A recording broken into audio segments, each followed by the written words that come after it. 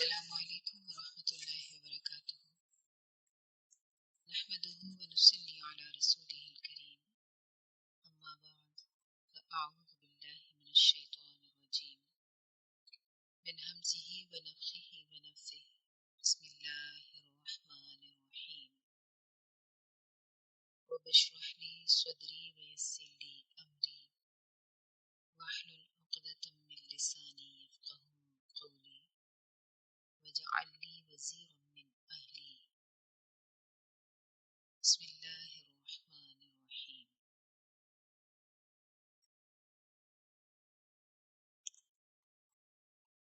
عزیزات، اللہ رب العزت نے قرآن کریم میں مسلمانوں کو جن لوگوں سے دوستی رکھنے سے منع کیا وہ یہود و نصارہ ہے۔ قرآن کا آغاز ہی اللہ نے اس قانون کے ساتھ کر دیا کہ صراط مستقیم وہی راستہ ہے جو انعام یافتہ لوگوں کا راستہ ہے۔ ان کے علاوہ جو لوگ ہیں جن پر اللہ کا غضب ہوا یا جو گمراہ ہو گئے،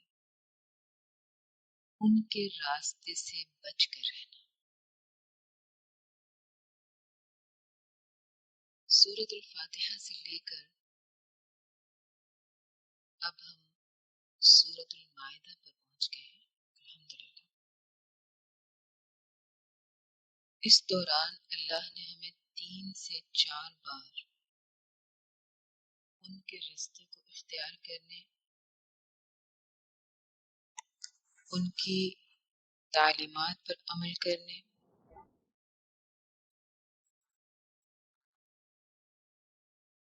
ان کی عادات کو اختیار کرنے، ان سے دوستی کرنے، ان جیسے انداز اپنانے سے منع کیا۔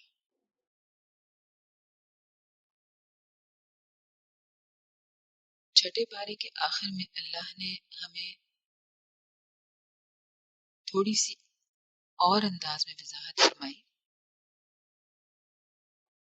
یہود و نصارہ میں سے تمہارے لیے دشمنی رکھنے میں یہود زیادہ شدت پسند ہیں عیسائیوں کی نسبت، یعنی یہودیوں کے اندر تم ذرہ برابر بھی خیر نہیں پاؤ گے اپنے لیے۔ ہاں، عیسائی تمہارے لیے یہودیوں کی نسبت کچھ نرم دل ہیں۔ اس کی وجہ یہ کہ ان کے اندر علماء، عبادت گزار ایسے لوگ موجود ہیں جو تکبر نہیں کرتے۔ یہودیوں کا ایک خاص وصف ہے تکبر کرنا۔ عیسائیوں کے اندر اللہ نے یہ بتا دیا کہ وہ لوگ تکبر نہیں کرتے، کیونکہ وہ عبادت کے لیے گوشہ نشینی اختیار کرتے ہیں، علماء ہیں، ان کے اندر تکبر نہیں ہے، اس لیے وہ یہودیوں کے نسبت تمہارے لیے نرم دل ہیں۔ اور اس کی ایک واضح ترین مثال ہمارے سامنے 7ویں پارے کے شروع میں بیان فرما دی کہ جب رسول اللہ صلی اللہ علیہ وسلم نے کچھ صحابہ کرام کو اپنا خط دے کر نجاشی کے پاس بھیجا تھا جو ایک عیسائی حکمران تھا، تو اس وقت حضرت جعفر بن ابی طالب نے رضی اللہ عنہ، انہوں نے نجاشی کے سامنے اس کے دربار میں جن آیات کو تلاوت کیا تھا وہ سورہ مریم کی آیات تھی۔ اس کے اندر مریم علیہ السلام اور عیسیٰ علیہ السلام کا تذکرہ آیا، اور یہ سارا تذکرہ سن کر نجاشی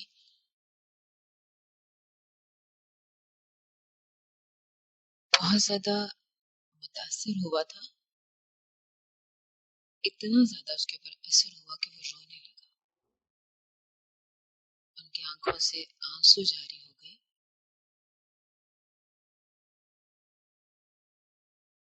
اور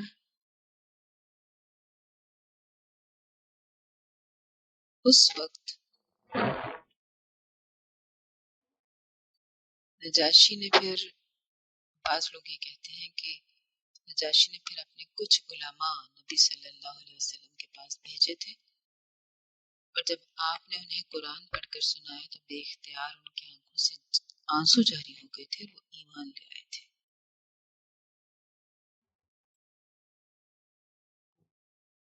تو یہ اس بات کا ثبوت ہے کہ عیسائیوں کے اندر یہودیوں کی نسبت نرمی پائی جاتی ہے، لیکن یہ حقیقت اپنی جگہ پر اٹل ہے کہ عیسائی ہوں یا یہودی ہوں یا کسی بھی اور مذہب سے تعلق رکھنے والے لوگ ہوں، چونکہ ان کا ایک خاص وصف ہے شرک کرنا، تو جو بھی مشرک انسان ہوگا وہ مسلم کا خیر خواہ نہیں ہوگا۔ ان کی جو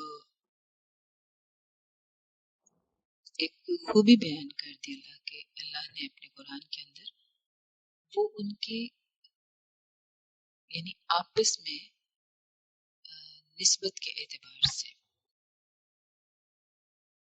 یعنی کمپیریٹیولی عیسائیوں کو یہودیوں کی نسبت مسلمانوں کا خیر خواہ کہا گیا، لیکن یہ سب کے اوپر لاگو نہیں آ سکتا۔ جب تک وہ عیسائی ہیں، جب تک وہ شرک کرتے ہیں، جب تک وہ غیر مسلموں کے گروہ میں شامل ہیں، تو یہ غیر مسلم سب مسلمانوں کے خلاف ہمیشہ اتحاد کر لیا کرتے ہیں، ایک دوسرے کے ساتھ آپس میں کتنا ہی بغض رکھتے ہوں، لیکن مسلمانوں کے خلاف یہ اتحادی ہو جاتے ہیں۔ ایسی صورتحال میں پھر سب ایک سے ہوتے ہیں، لیکن اگر معاملہ صرف مسلمانوں اور عیسائیوں کا آپس میں ہو تو عیسائیوں کے اندر باقی غیر مسلموں یعنی یہودیوں کی نسبت نرمی پائی جاتی ہے، خیر خواہی پائی جاتی ہے مسلمانوں کے لیے۔ اور یہی بات یہاں پہ آگے 7ویں پارے کے شروع میں ثابت کر دی گئی اس واقعے کے ذریعے کہ جب نجاشی کے سامنے آیات کو تلاوت کیا گیا تو ان کے دل اتنے نرم پڑ گئے اپنے نبی کا تذکرہ سن کر کہ ان کی آنکھوں سے آنسو جاری ہو گئے اور وہ ایمان لے آئے۔ گویا ایمان کے لیے جس عاجزی کی ضرورت ہوتی ہے وہ عیسائیوں کے اندر نسبتاً زیادہ پائی جاتی ہے۔ ہاں، یہ معاملہ اللہ کے ہاتھ میں ہے کہ وہ جس کو چاہے چن لے، ان میں سے جو ہدایت کی طلب رکھتا ہو اللہ اس کے لیے راستے آسان کر دیتا ہے۔ یہ اللہ کا اٹل اصول ہے پوری کائنات کے لیے۔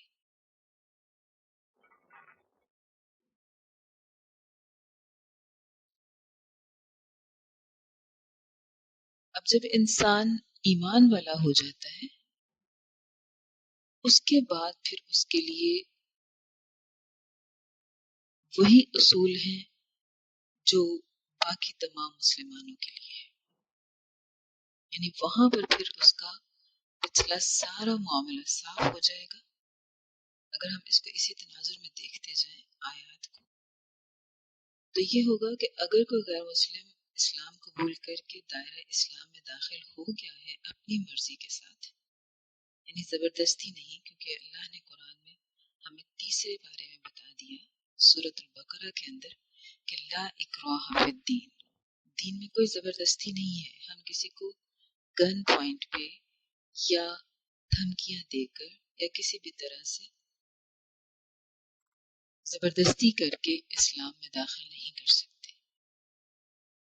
ہاں رسول اللہ صلی اللہ علیہ وسلم کی سنت پہ عمل کرتے ہوئے کہ اس کو قرآن پڑھ کر سنایا جائے، بار بار قرآن پڑھ کر سنایا جائے، اس کو اس مجلس میں رکھا جائے، جیسے سمامہ بن اسال کے ساتھ ہوا تھا معاملہ کہ ان کو مسجد میں قید رکھا گیا تھا تاکہ وہ اس ماحول میں رہیں، ہر وقت قرآن کو سنیں، ہو سکتا ہے کہ اس کو سن کر ان کی دل کی دنیا بدل جائے، اور واقعتاً ایسا ہوا تھا۔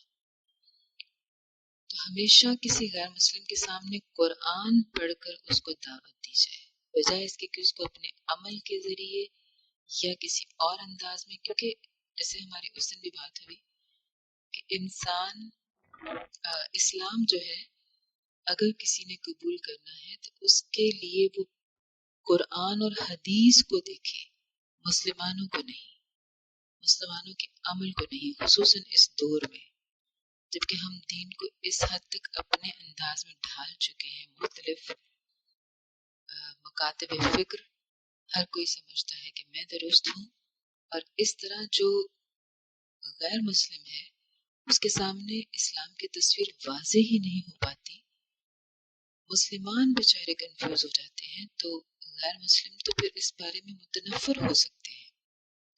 اس لیے جب بھی کسی کو اسلام کی تبلیغ کرنی ہو تو قرآن اور حدیث کو اس کے سامنے رکھا جائے، قرآن اس کو سنایا جائے، کیونکہ انسان فطرت سلیمہ پر ہوتا ہے، قرآن سن کر اس کے دل کی دنیا بدلے گی، اگر اس کے اندر ذرا بھی خیر موجود ہوگی تو اس کے اندر نرمی پیدا ہوگی، جس طرح نجاشی اور اس کے درباریوں کے اندر ہوا معاملہ۔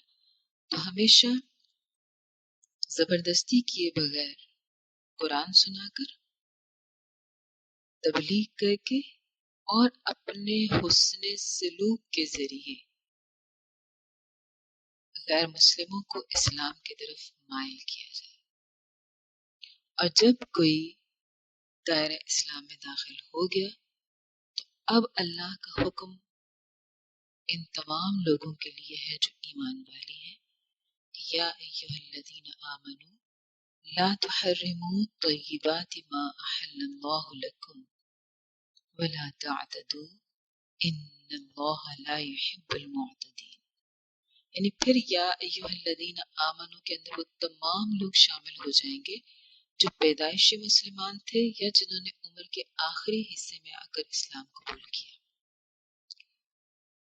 اب کوئی یہاں پہ یہ نہیں کہہ سکتا کہ ساری زندگی تو وہ کافر رہا، اب آ کر اس نے اسلام قبول کر لیا تو کیا وہ ہم جیسا ہو گیا؟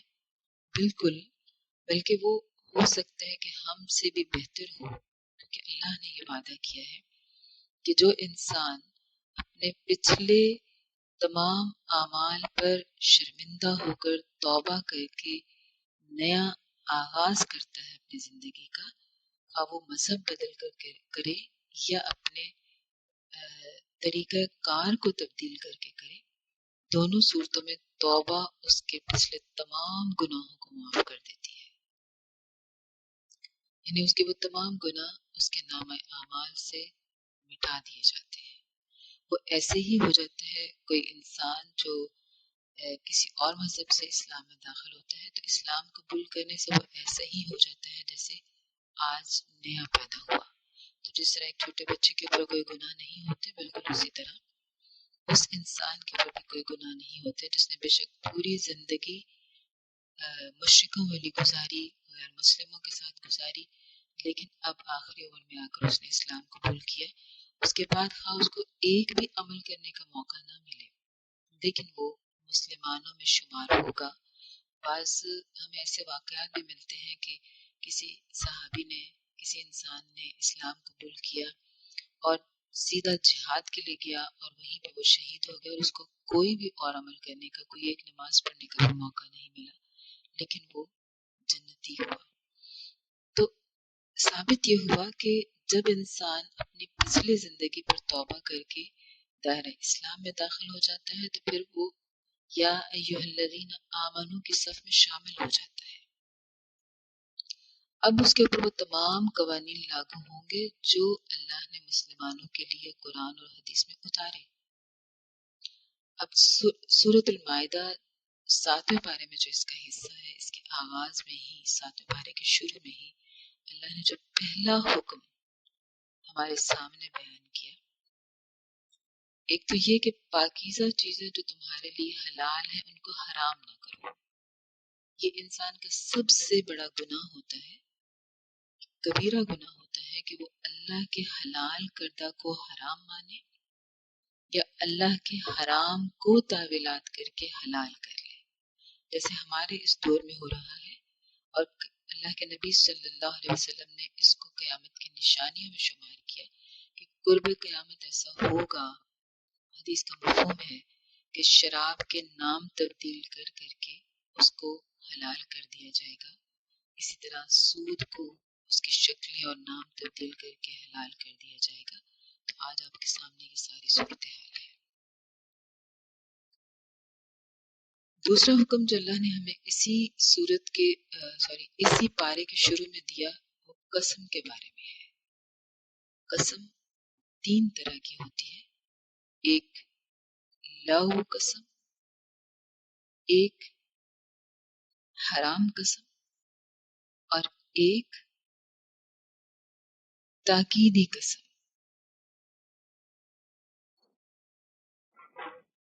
یعنی معقدہ. ایک لغو جو بیہودہ قسم، یعنی جیسے کسی کو عادت ہوتی ہے بات بات پر قسم کھانے کی کہ قسم سے ایسے ہوا، قسم سے ویسے ہوا، تو یہ جو قسم ہے یہ لغو قسم شمار ہوتی ہے. اس پر کوئی مواخذہ نہیں ہے، لیکن اپنی اس عادت کو بدلنا چاہیے، یہ اچھی عادت نہیں ہے.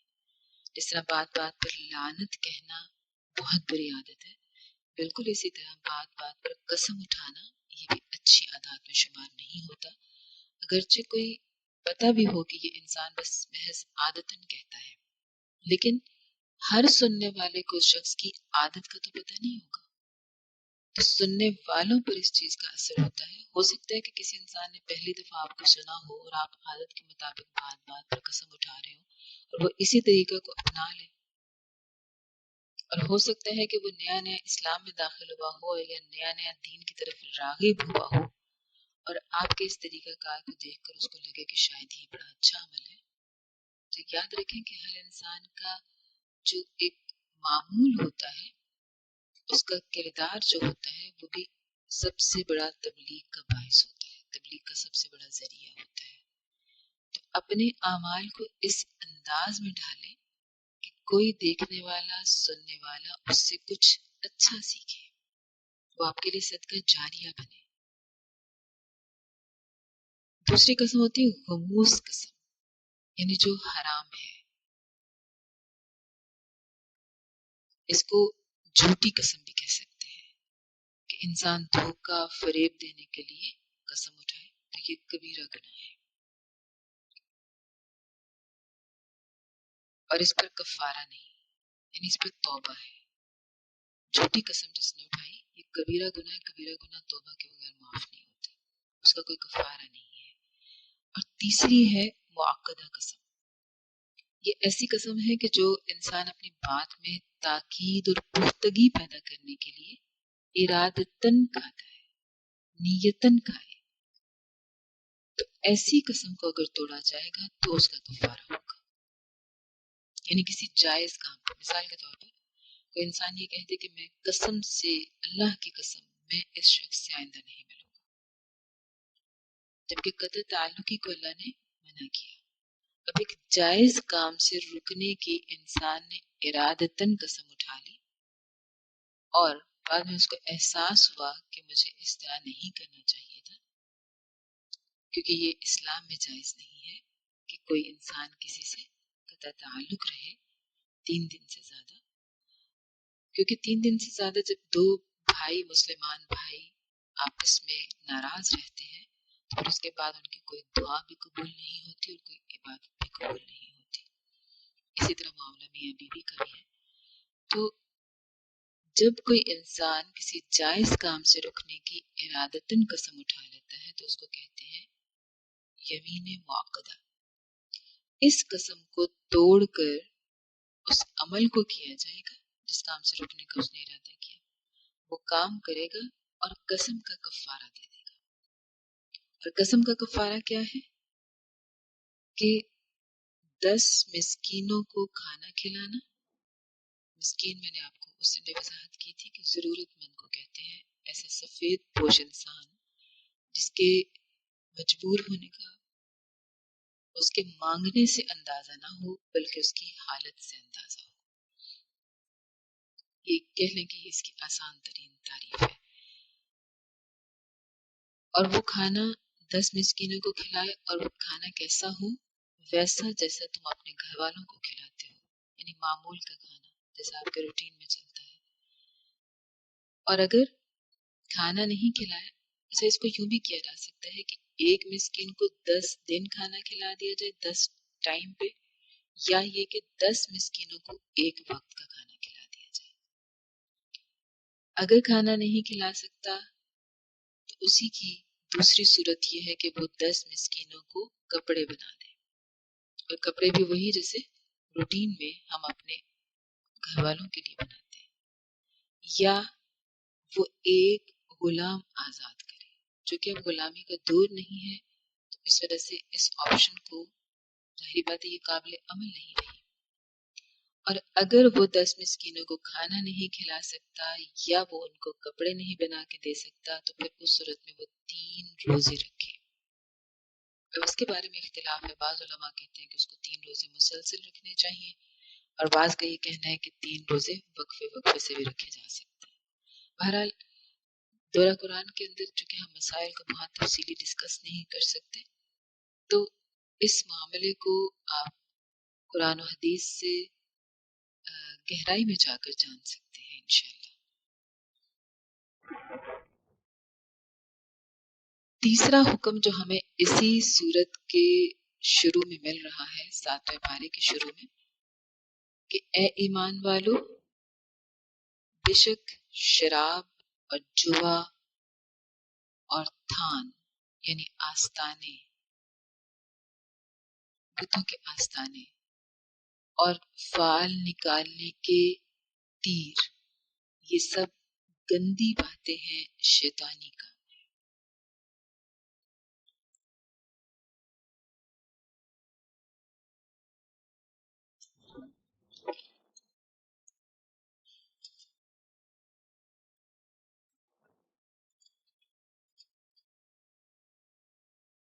اور اس والی آیت کے اندر علماء فرماتے ہیں کہ قرآن کے شروع سے لے کر اس پارے تک اللہ نے شراب کے بارے میں یہ تیسرا حکم بیان فرمایا. پہلے اور دوسرے حکم میں صاف طور پر ممانعت نہیں فرمائی گئی، لیکن یہاں اسے اور اس کے ساتھ جوے کو اور بتوں کے آستانوں کو، بتوں کے آستانوں میں آپ یاد رکھیں کہ وہ والے دربار بھی شامل ہو جاتے ہیں جہاں پر لوگ قبروں پر اپنے پیر و فقیروں کے سامنے ویسی عادات اپناتے ہیں، ویسے اعمال کرتے ہیں جو کہ اللہ کے ساتھ خاص ہے. جیسے دعا مانگنا وہاں جا کر ان کو مخاطب کر کے جیسے ہم اللہ سے مانگتے ہیں، یا ان کے سامنے سجدہ کرنا، یا اسی طرح کے اور اعمال کرنا جو اللہ کے ساتھ مخصوص ہے. تو عبادت کا کوئی سا بھی طریقہ اختیار کرنا کسی دربار پر جا کر تو وہ بھی آستانہ ہی کہلاتا ہے، کیونکہ بتوں کے آستانوں پہ بھی لوگ یہی کچھ کیا کرتے تھے. تو ان درباروں مزاروں پر بھی جاہل جو عوام ہے وہ یہی کام سر انجام دیتی ہے، لہٰذا ان کو بھی آستانے ہی کہا جائے گا. اور فال کے تیر ہیں جن کی ہم اس دن وضاحت کر چکے ہیں. یہ سارے چیزوں کو اللہ نے یہاں پر پلید، گندے اور شیطانی کام قرار دیا ہے.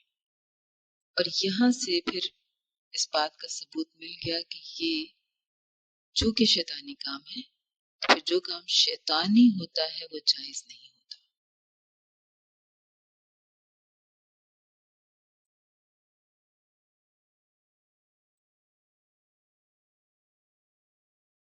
اور اگلی آیت میں اللہ نے اس کی مزید وضاحت کر کے فرمایا کہ فَهَلْ أَنْتُمْ مُنْتَهُونَ، کیا تم باز آؤ گے؟ عمر رضی اللہ عنہ انہوں نے فوراً آگے سے پکارا تھا، انتہینا ربنا، اے ہمارے رب ہم باز آ گئے. یعنی جیسے ہی یہ حکم آیا تو جو صاحب ایمان تھا یعنی اس وقت جو صحابہ کرام تھے، چونکہ اس وقت تک شراب جائز تھی، لوگ اس کو پی لیا کرتے تھے، تو ان کے گھروں میں شرابوں کے مٹکے بھی ہوا کرتے تھے. تو جب یہ حکم آیا تو اس وقت صحابہ کرام نے اپنے مٹکوں کو توڑ دیا تھا اور قیمتی سے قیمتی شراب کو بہا دیا تھا، اور اس دن مدینہ کی گلیوں میں شراب پانی کی طرح بہہ رہی تھی. اب یہاں پہ بھی اگر کوئی انسان کہے کہ اللہ نے شراب کو قرآن میں حرام نہیں قرار دیا، تو بتائیے کہ حرمت اور کس کو کہتے ہیں؟ جب اللہ اس کو شیطانی کام کہہ رہے ہیں، جب اللہ پوچھ رہے ہیں کہ تم کیا اس سے باز نہیں آؤ گے، اور پھر صحابہ کرام کا اس کے فوری بعد جو عمل ہے، یہ سب چیزیں اتنی واضح ہیں، اس کے بعد بھی کوئی انسان کہے کہ اللہ نے شراب کو حرام قرار نہیں دیا. اور پھر اس کے بعد عمر رضی اللہ عنہ نے، جب لوگ دائرہ اسلام میں داخل بھی ہو گئے لیکن شراب سے باز نہیں آتے تھے، تو تب حضرت عمر رضی اللہ عنہ نے صحابہ کرام کے مشورے سے 80 کوڑوں کی حد مقرر کر دی تھی. شراب پینے والے پر 80 کوڑوں کی سزا نافذ ہو گئی تھی. اور امام ابو حنیفہ اور امام مالک رحمہ اللہ شراب کی حد قرار دیتے ہیں 80 کوڑوں کو.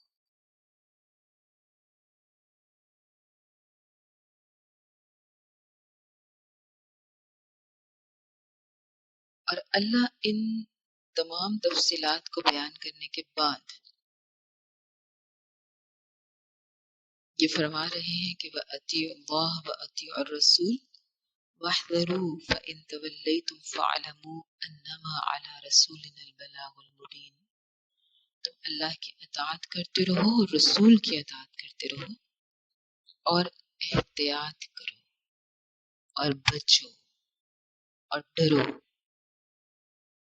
بس اگر تم دوبارہ کرو گے، اگر تم پھر جاؤ گے، اگر تم حکم آ جانے کے بعد بھی روگردانی کرو گے، اگر تم علم ہو جانے کے بعد بھی اس بات سے باز نہیں آؤ گے، تو جان لو کہ رسول کے ذمہ صرف واضح طور پر پہنچانا ہے. یعنی رسول کی ذمہ داری صرف تبلیغ کرنا ہے، تمہاری اندر کی دنیا کو بدلنا نہیں. تبلیغ کرنا اس کی ذمہ داری ہے، تمہیں تبدیل کرنا اس کی ذمہ داری نہیں. وہ ہمارا کام ہے. اگر کسی انسان کے اندر خیر ہوگی تو ہم اس کو خیر سے ہی نوازیں گے، اور اگر اس کے اندر شر ہوگا، جس شر کی وجہ سے وہ علم ہو جانے کے بعد بھی اس پر عمل نہیں کرتا، تو پھر معاملہ ہمارے ہاتھ میں ہے، ہم جیسے چاہیں اس کے ساتھ نپٹیں.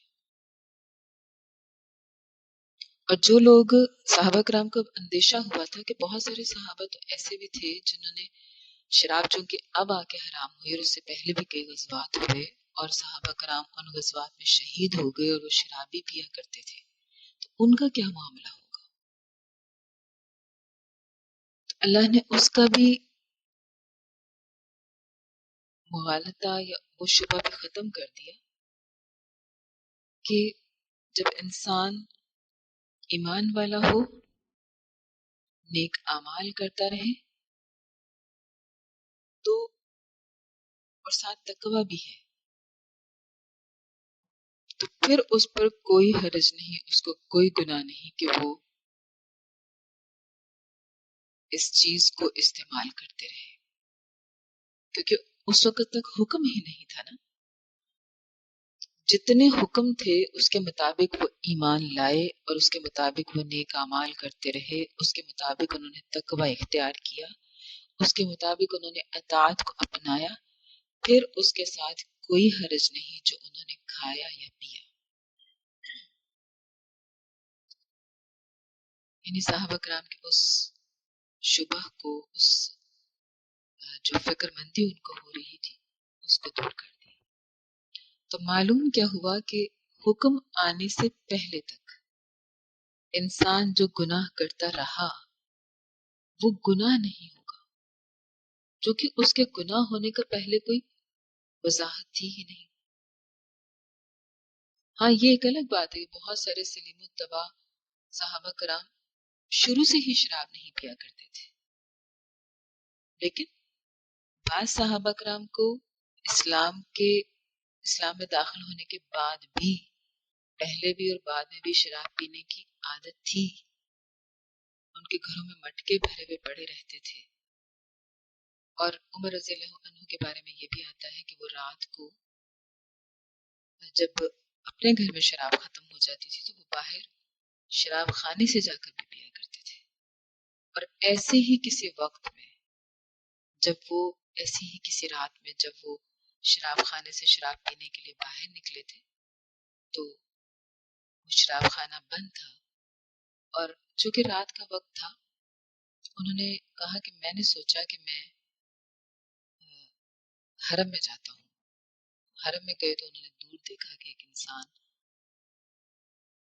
عبادت کر رہا ہے، اندھیرا تھا پہچان نہیں سکے۔ انہوں نے کہا کہ میں نے خود سے سوال کیا کہ آخر کون ہو سکتا ہے جو اتنی رات کو عبادت کر رہا ہے، تو میں نے پردے کے پیچھے سے یعنی کعبہ کے غلاف کے پیچھے چھپ کر میں اس انسان کی سمت میں گیا، یعنی بالکل اس کی سیدھ میں کعبہ کے پردے کے پیچھے چھپ کر اس کو سننے لگا، تو وہ محمد صلی اللہ علیہ وسلم تھے۔ اس وقت تک حضرت عمر رضی اللہ عنہ اسلام نہیں بھی لائے تھے، تب کا یہ واقعہ ہے، یعنی ان کے اسلام قبول کرنے کے جو واقعات بیان کیے جاتے ہیں تاریخ کے اندر، اس میں سے ایک یہ بھی ہے۔ تب انہوں نے پھر رسول اللہ صلی اللہ علیہ وسلم کے اس زبان اطہر سے جو آپ تلاوت کر رہے تھے نماز کے اندر، نماز تو اس وقت کوئی فرض نہیں کی گئی تھی، اس کو کوئی طریقہ نہیں سکھایا گیا تھا، لیکن جس انداز میں اللہ کے نبی عبادت کیا کرتے تھے وہی اسی انداز میں آپ کر رہے تھے، اور اس میں آپ آیات کو تلاوت کر رہے تھے جو کہ اسی وقت نازل ہو رہی تھی۔ تو عمر رضی اللہ عنہ نے جب ان آیات کو سنا تو اس وقت ان آیات کے اندر وہی کچھ بیان کیا جا رہا تھا جو عمر رضی اللہ عنہ سوچتے جا رہے تھے، یعنی کبھی وہ سمجھتے تھے کہ یہ لگتا ہے جیسے شاعر ہے، یعنی دل میں سوچ رہے تھے، تو قرآن میں اسی وقت ہی اللہ نے اتار دیا اپنے نبی پر کہ لوگ سمجھتے ہیں کہ یہ شاعر ہے۔ پھر انہوں نے سوچا کہ اچھا نہیں، یہ شاعر نہیں ہے، یہ تو پھر کوئی وہ ہے، یعنی جو نجومی ہوتے ہیں، جیسے جو غیب کا علم جن کو پتہ چل جاتا ہے، تو شاید یہ وہ ہے۔ اللہ نے فوراً کہہ دیا کہ یہ وہ بھی نہیں ہے۔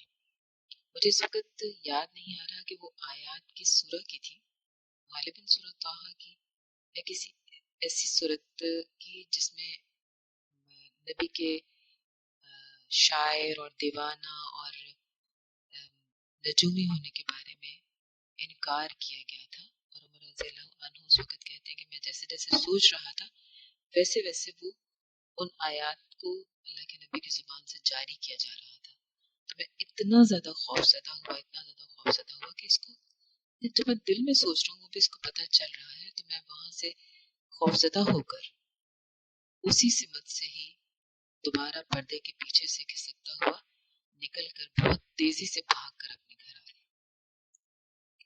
اس واقعے کی حقیقت کیا ہے، اس کی صداقت کتنی ہے، اس بات سے قطع نظر ہمیں جو قرائن ہیں ان سے اندازہ ہوتا ہے کہ یہ واقعہ ہے سچا،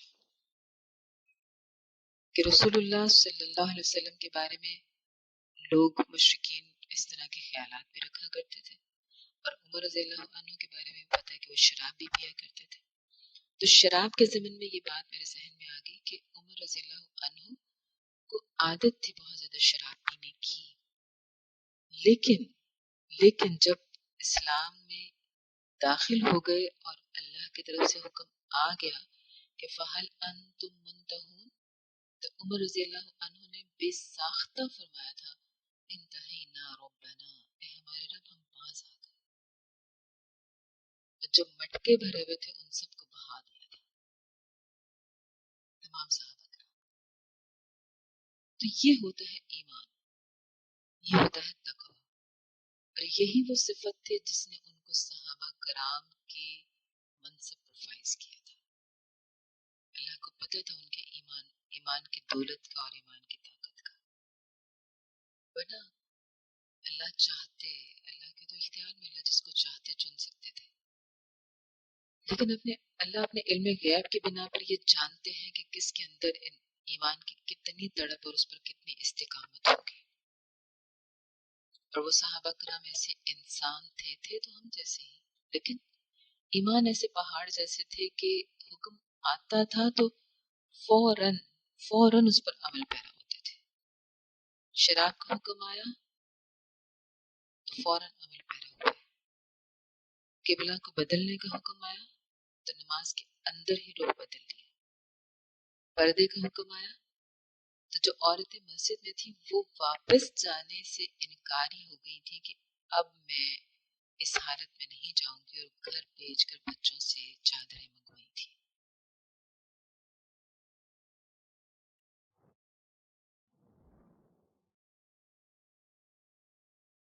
تو معلوم کیا ہوا کہ حکم آ جانے کے بعد اطاعت لازم ہو جاتی ہے. پھر اگر کوئی نہیں مانتا، پھر اگر کوئی تعویل کرتا ہے کہ حرام نہیں اللہ نے کیا، ہاں ممانت اس حد تک ہے کہ اس کی برائی کو بیان کر دیا، تو اب یاد رکھیں کہ یہ تعویل ہے جو شیطان سجاتا ہے، اور اسی کو سجاتا ہے جس کا ایمان کمزور ہوتا ہے. تو اس ایک چیز کو اپنے سامنے رکھتے ہوئے اپنے ہر عمل کا جائزہ لیا کریں. اسلام کا کون سا حکم ہے جس پر عمل کرتے ہوئے میرے دل میں یہ خیال آتا ہے کہ اس کو کرنا کوئی اتنا ضروری نہیں ہے. بس اللہ نے اس کی خوبصورتی کو بیان کیا ہے، اللہ نے اس کی بارے میں تاکید کی ہے، لیکن اس کو لازم نہیں کیا. یہ کون سا ایسا حکم ہے جس کو کرتے ہوئے آپ کو یہ لگتا ہے کہ اس کو کر بھی لیں گے تو کوئی حرج نہیں ہے. بس اللہ نے اس کی برائی ہی تو بیان کی ہے، یہ نہیں کہا کہ بس یہ مکمل طور پہ حرام ہو گیا. تو اپنے اپنے اعمال کا جائزہ لیجیے. دن کے کس کس لمحے میں آپ اس بہکاوے میں آتے ہیں، شیطان کے اس بہکاوے میں، شیطان کے اس جھانسے میں.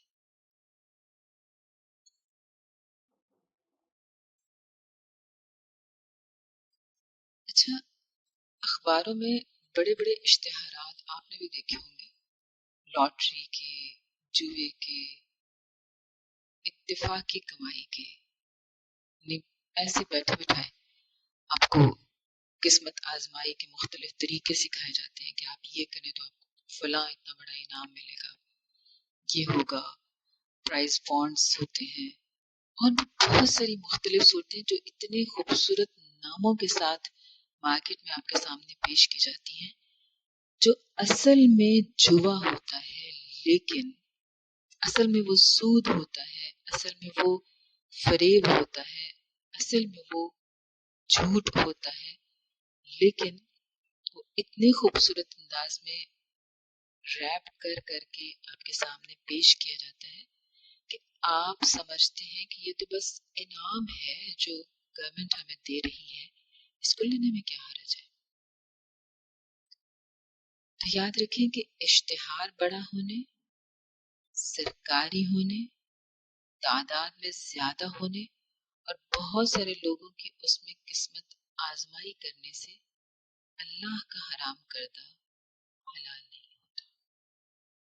اللہ نے جب فرما دیا کہ اللہ اور رسول کی بات مانو، فاحذروا اور باز آ جاؤ، حکم عدولی کی صورت میں اظہار ناراضگی بھی فرما دیا.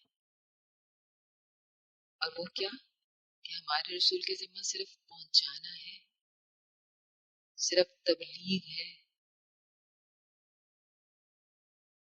اور آگے حلال و حرام کا فرق بھی سمجھا دیا کہ پاک اور ناپاک برابر نہیں ہو سکتے، چاہے ناپاک کی بہتات تمہیں فریفتہ ہی کیوں نہ کرے. بعض اوقات ایسا ہوتا ہے نا کہ ناپاک چیزیں جو بہت زیادہ مقدار میں یا بہت زیادہ لوگوں کی طرف سے آپ کے سامنے بار بار پیش کی جا رہی ہوتی ہے تو آپ کو بڑی خوشنما سے لگنے لگتی ہے. تو اللہ نے کہا کہ وہ ناپاک کی کثرت تمہیں دیوانہ نہ کر دے، تمہیں بہکا نہ دے، کہیں یہ نہ سمجھنے لگ جاؤ کہ اتنے سارے لوگ کہہ رہے ہیں، غلط تو نہیں ہو سکتا، سارے تو نہیں نا پاگل ہو سکتے، اگر اس میں کوئی قباحت ہوتی اتنے سارے لوگ تو نہ پیچھے لگتے. تو یہ کہاں پہ لکھا ہے کہ اتنے سارے لوگ پاگل نہیں ہو سکتے، اتنے سارے لوگ شیطان کے پیچھے نہیں لگ سکتے، اتنے سارے لوگوں کی عقل پہ پردے نہیں پڑ سکتے؟ یہ کہاں لکھا ہے؟ عقل پر پردے پڑ جایا کرتے ہیں اور اس وقت انسان حرام اور حلال کا فرق بھول جاتا ہے، پاک اور ناپاک کا فرق بھول جاتا ہے. حالانکہ یاد رکھیں کہ پاک پانی کا ایک گلاس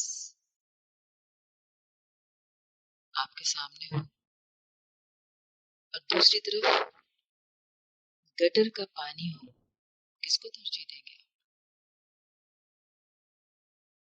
حالانکہ وہ بھی تو زیادہ ہے نا. یعنی سمجھیں کہ پورا ٹینکر ہے، یا ہم چلے اس کو گٹر کا پانی نہیں بھی کہتے، پیٹرول ہے، پورا ٹینکر ہے. آپ کو کہا جائے کہ پیاس ہی لگی ہے نا، لیکوڈ ہی اندر جانا چاہیے نا، تو چلو تم پیٹرول پی لو، کیونکہ پانی تو صرف ایک گلاس ہے، اسے تمہاری پیاس نہیں بجھے گی، تم یہ لے لو. تو کیا آپ اس بات پہ راضی ہو جائیں گے؟ آپ کو ضرورت پانی کی ہے نا، پیٹرول سے تو نہیں وہ آپ کی پوری ہوگی، اور وہ کتنا ہی آپ کے سامنے آ جائے، اور وہ آپ کو مفت میں مل رہا ہو اور دوسری طرف پانی آپ کو مہنگے داموں مل رہا ہو، پھر بھی آپ اس کو لینے کو ترجیح دیں گے. تو پاک اور ناپاک برابر نہیں ہو سکتے، اس بات کو اپنے ذہن میں بٹھا لیں، چاہے ناپاک کرنے والے کثرت میں ہی کیوں نہ ہو.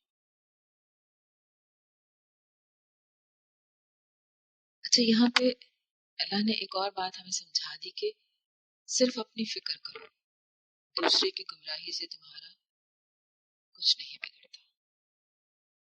کیا ہمیں دوسروں کی اصلاح نہیں کرنی چاہیے؟ ذہن میں آتا نا یہ بات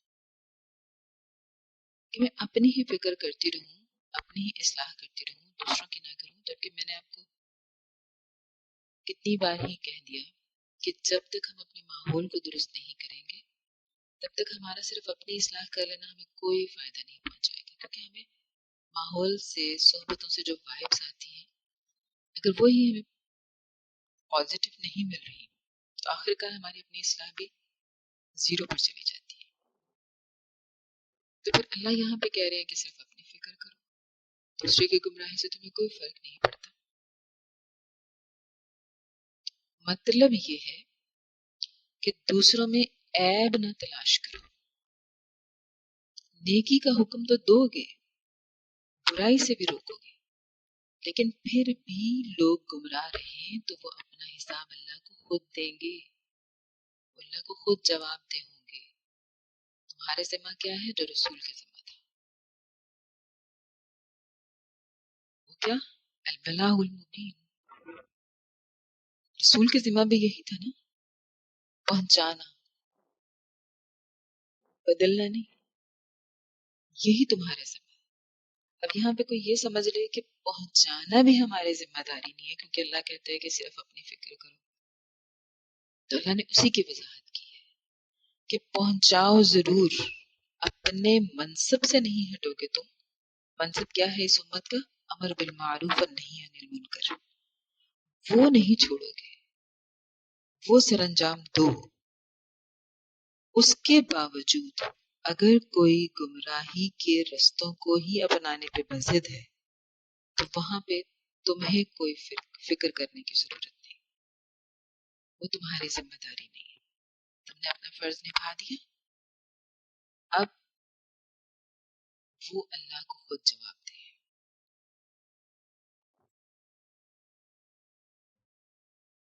اور اس طرح ہم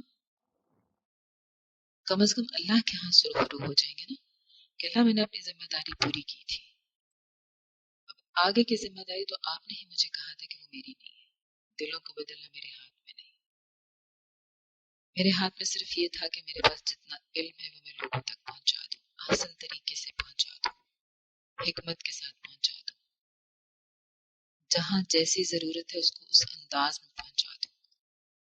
اب میں نے وہ سارے کام کر لیے، اب اس کے بعد کی ذمہ داری کہ لوگ کیا کرتے ہیں وہ میرے اوپر تو نہیں ہونی چاہیے نا، تو واقعتاً نہیں ہوگی۔ جیسے حضرت عیسیٰ علیہ السلام آخرت کے دن وہ شرک کے اظہار سے بری ذمہ ہونے کا اعلان کر دیں گے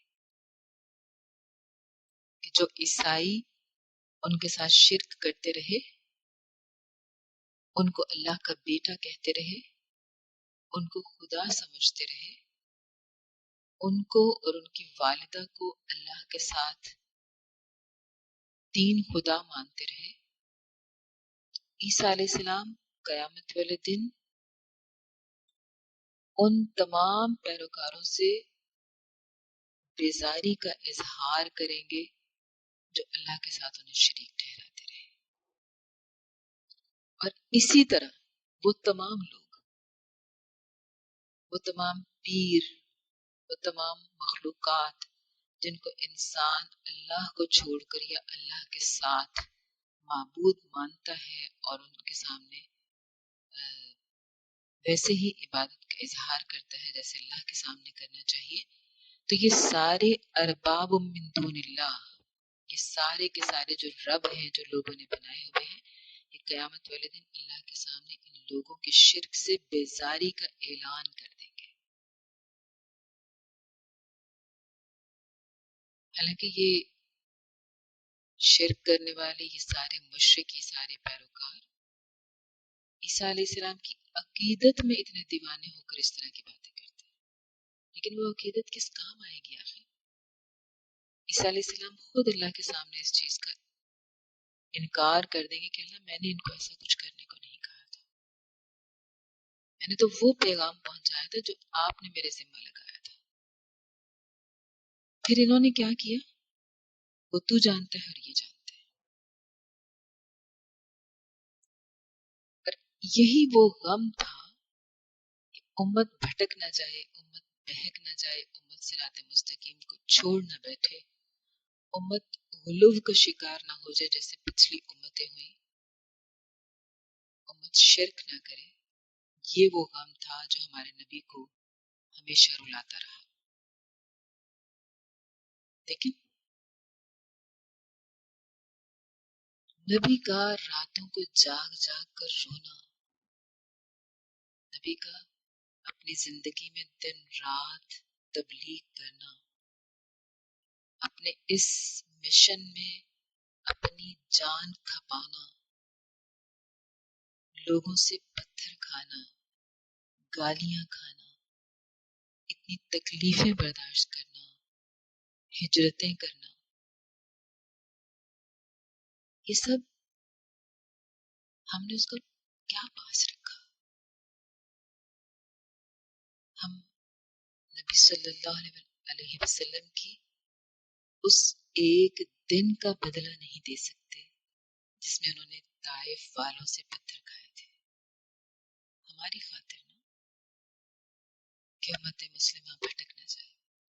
ان کے سامنے میں ایک ایسا نمونہ چھوڑ جاؤں کہ مشن کے راستے میں تکلیفیں سہنی پڑتی ہیں،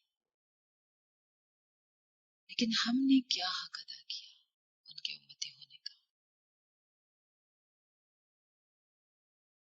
ان کی محبت میں دیوانے ہو کر ہم تو عیسائیوں سے کہیں آگے بڑھ گئے۔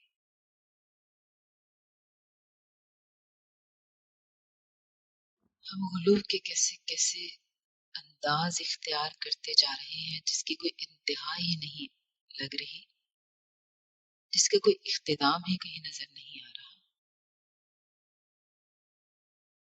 نبی کے آنسوؤں کا کیا جواب دیں گے قیامت والے دن؟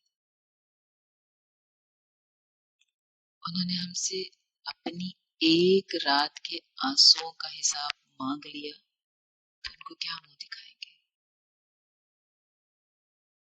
وہ جو اتنے مان سے حوض کوثر پر بیٹھے ہوں گے ہمیں پانی پلانے کے لیے،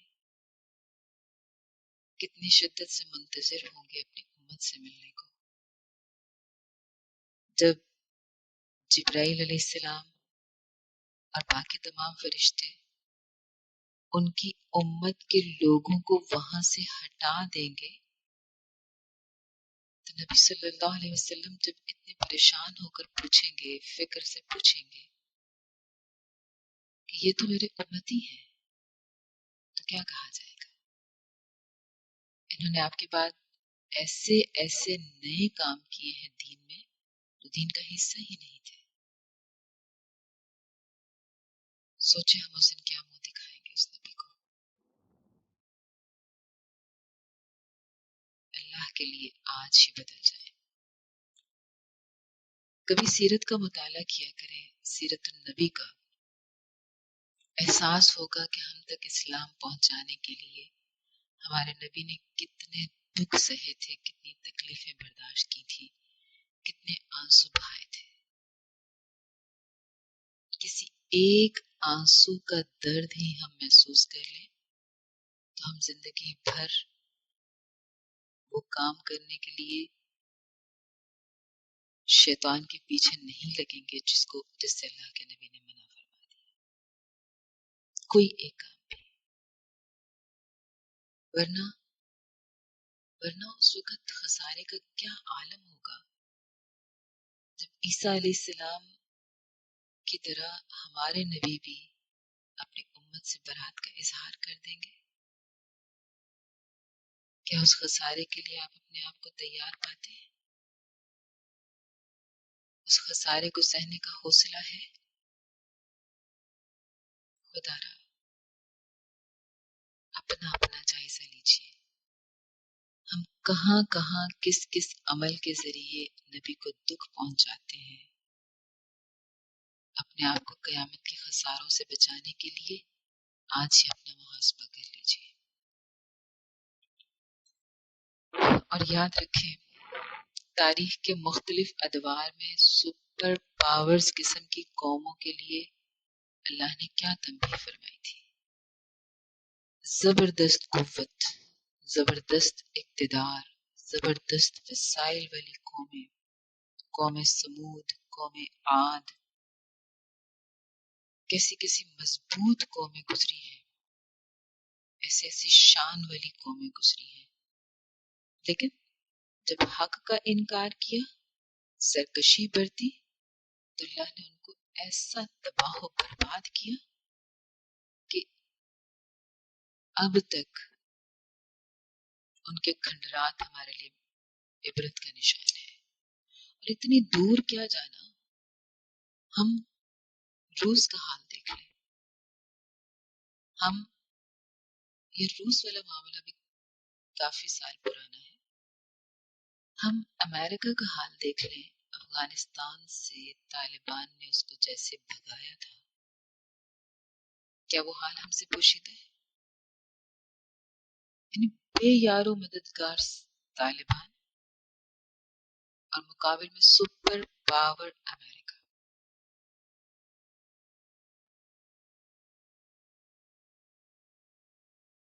اتنے زیادہ جدید ٹیکنالوجی ان کے پاس ہونے کے باوجود تم دعا کر بھاگنے پر جو مجبور ہوئے تو آخر کیوں؟ حق کا انکار اور سرکشی. تو پھر یہی حال ہوتا ہے نا. اور یہ صرف غیر مسلموں کے ساتھ نہیں، کوئی انسان اپنے آپ کو یہ دھوکہ نہ دے کہ غیر مسلم اگر یہ کرے گا تو پھر اس کے ساتھ یہ معاملہ ہوگا سختی والا. سرکشی اور حق کا انکار کرنا یہ وہ وجہ ہے جو اللہ کے غضب کو دعوت دیتی ہے. پھر خواہ وہ مسلم ہو یا غیر مسلم ہو، اللہ کا قانون نہیں بدلتا. اب یہاں پہ کوئی یہ کہے گا کہ اسلام پہ چلنا بڑا مشکل ہے، ہر وقت ڈراتے ہی رہتے ہیں، ہر وقت خوف دلاتے رہتے ہیں. یاد رکھیں دنیا آزمائش کا ہے. یوں کہہ لیں جیسے وہ پہلے میلوں وغیرہ میں لگا کرتے تھے نا موت کے کنویں، تو آپ سمجھ رہے کہ دنیا موت کا کنواں ہے. آپ موت کے کنویں میں ہیں اور آپ کو کوئی ڈرائے نہ،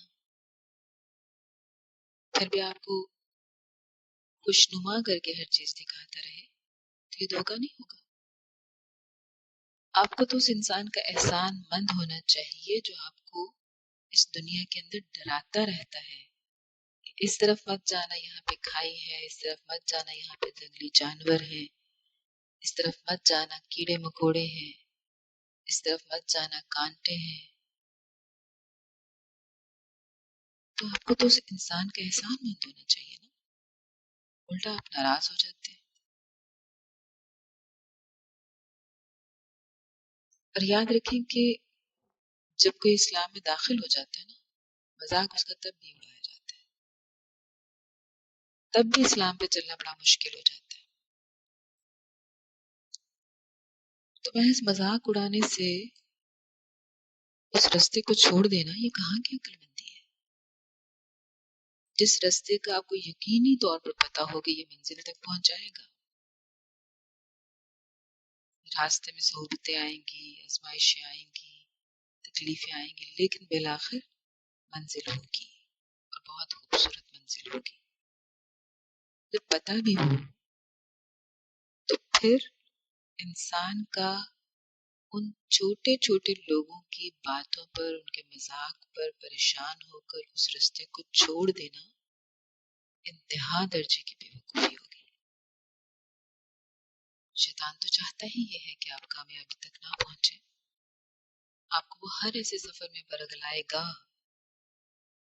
تو آپ نے یہ دورہ قرآن ہی شروع کر لیا نا، آپ کو ہر روز وہ تنگ کرتا ہے، مجھے بھی کرتا ہے. اتنی ٹف روٹین ہے، بچے ڈسٹرب ہو رہے ہیں،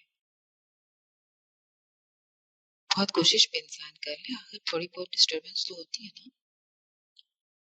نیند پوری نہیں ہوتی، روزے کے ساتھ مشکل ہو جاتا ہے سب کچھ مینج کرنا. یہ شیطان ہر روز ایک نئے سرے سے آتا ہے فل فارم کے ساتھ. لیکن جو شیطان اتنا اڑا ہوا ہے، ڈٹا ہوا ہے، اتنی استقامت کا مظاہرہ کر رہا ہے. ایک بات بتاؤں آپ کو، شیطان سے کچھ نہ سیکھیں، صرف ایک استقامت سیکھ لیں. شیطان جیسی استقامت ہمارے اندر آ جائے تو مقابلہ بہت آسان ہو جائے گا. مقابلہ کرنا وہ جتنی زیادہ فل فارم کے ساتھ آپ کے پاس آتا ہے نا روکنے کے لیے، آپ اتنا ڈٹ جایا کریں کہ میں نے کرنا ہی کرنا ہے. جیسے ہم عام طور پہ بھی ضد میں آ جاتے ہیں نا، کوئی ہمیں روکے تو ہم کہتے ہیں نہیں اب تو میں ضرور کروں گی. تو شیطان کے ساتھ کیوں نہیں یہ مقابلہ کرتے ہیں؟ تو کوئی بھی ایسا نیک سفر ہوگا، مذاق بھی برداشت کرنا پڑے گا، باتیں بھی سننی پڑیں گی، پھپتیاں بھی کسی جائیں گی. لوگ یہ بھی کہتے ہوں گے سارا سال تو قرآن کھولا کبھی نہیں ہے، دورہ قرآن کی سوچ گئے. تو یہ سب کچھ آپ کے ساتھ نہیں ہو رہا پہلے، بس صرف آپ نہیں ہیں. یاد رکھیں اس رستے میں کبھی مڑ کے دیکھا کریں، بہت لمبی کتار ہے رسولوں تک، صرف آپ نہیں ہیں.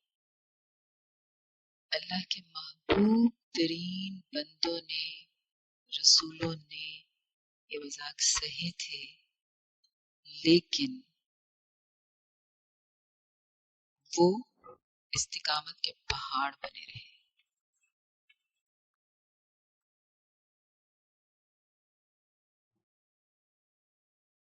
اور یہ جو مذاق اڑانے والے ہیں نا، قرآن جگہ جگہ ہمیں اس کے بارے میں بتاتا ہے کہ جو دنیا میں مسلمانوں کا مذاق اڑاتے رہے، آخرت میں ان کا مذاق اڑایا جائے گا.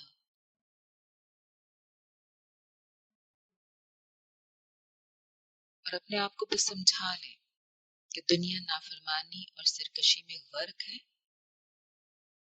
اور اللہ نے ان کو ڈھیل دی ہوئی ہے، کھلا چھوڑا ہوا ہے.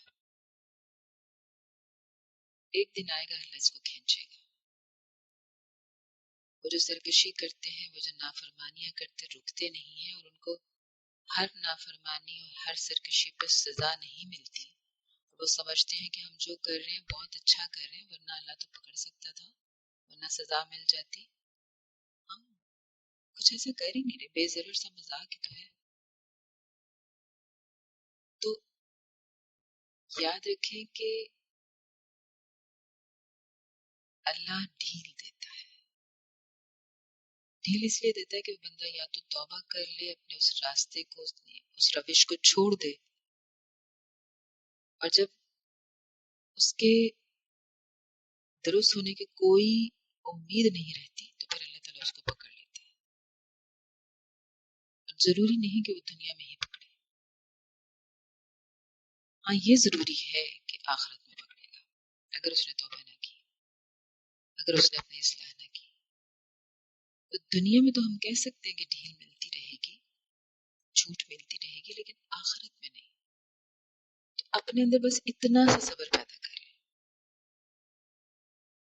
ایسے کسی انسان کے ساتھ آپ کا پالا پڑ جائے جو آپ کو مذاق کے ذریعے تکلیف دے رہا ہے، تنقید کے ذریعے تکلیف دے رہا ہے، یا جسمانی اذیت پہنچا رہا ہے، یا کسی بھی طرح سے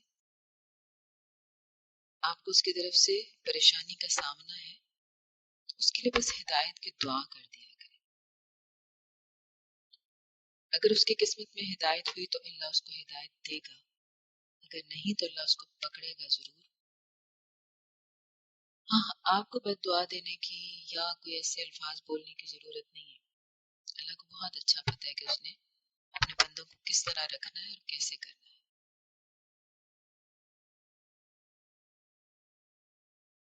اور جہاں تک بات ہے کہ ہمیں مدد کس سے مانگنی ہے ایسی ساری صورتحال میں، صرف اللہ سے. کسی اور سے نہ مدد مانگی جا سکتی ہے، کسی کے آگے نہ ہاتھ پھیلائے جا سکتے ہیں.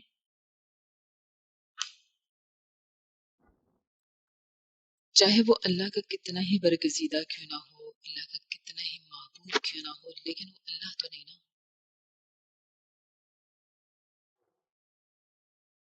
آپ کسی کے ذریعے دعا کروا سکتے ہیں، یعنی آپ کو کسی کے بارے میں پورا یقین ہو کہ وہ بہت متقی انسان ہے، تو آپ اس سے دعا کروا سکتے ہیں، لیکن یہ ہرگز عقیدہ نہ رکھیں کہ وہ دعا کرے گا تو قبول ہوگی، میری نہیں ہونی. کبھی اس جیسا بن کے دکھائے اور اللہ سے دعا کرے تو اللہ کیوں نہ قبول کرے گا. اللہ تو ہر ایک کی سنتا ہے، ہر ایک کی قبول کرتا ہے. اچھا یہاں پہ ایک ضمناً ایک بات آ گئی کہ کبھی یہ مت کہا کریں کہ میں اتنی دعا کرتی ہوں کبھی تو اللہ سنے گا. یاد رکھیں اللہ سمیع ہے، ہر وقت سنتا ہے. اپنے اس جملے کی اصلاح کر لیں کہ کبھی تو اللہ سنے گا، گویا ہم یہ کہہ رہے ہوتے ہیں کہ اللہ بھی نہیں سن رہا. اللہ ہر وقت سنتا ہے.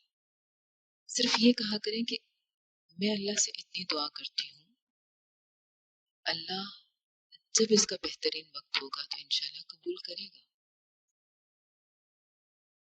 ٹھیک ہے. الفاظ کو تبدیل کر دینے سے گویا آپ اپنے عقیدے کا اظہار کر رہے ہوتے ہیں. کبھی تو اللہ سنے گا، گویا اللہ ابھی نہیں سن رہا.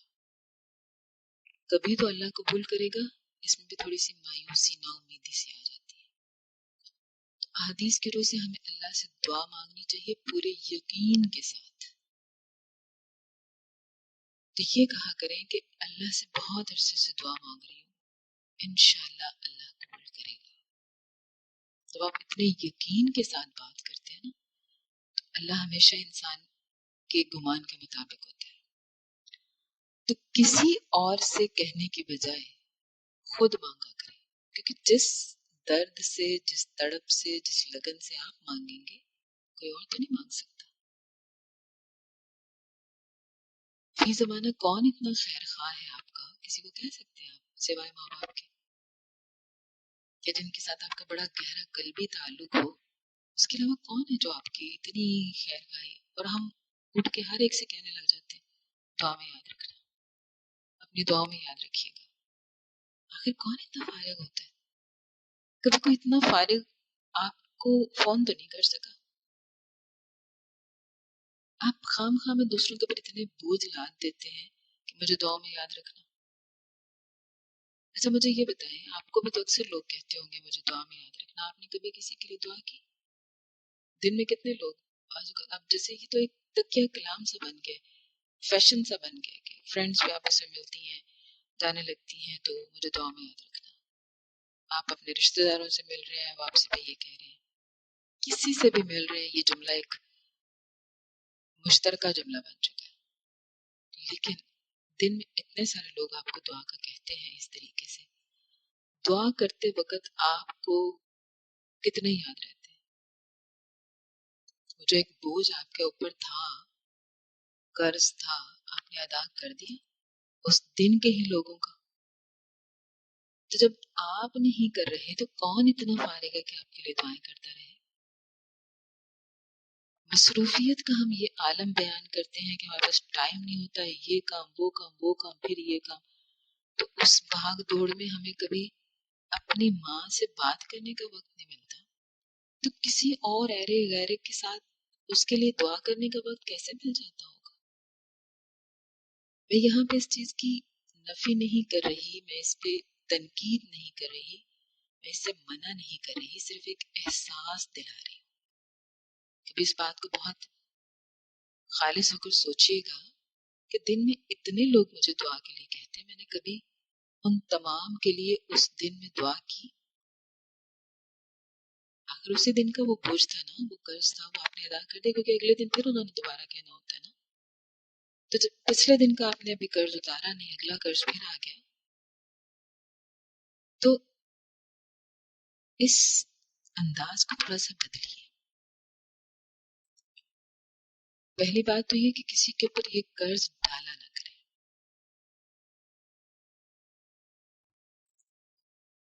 کیونکہ ہر کوئی آپ کے ساتھ آپ کے لیے اتنی خیر خواہی سے دعا نہیں کر سکتا.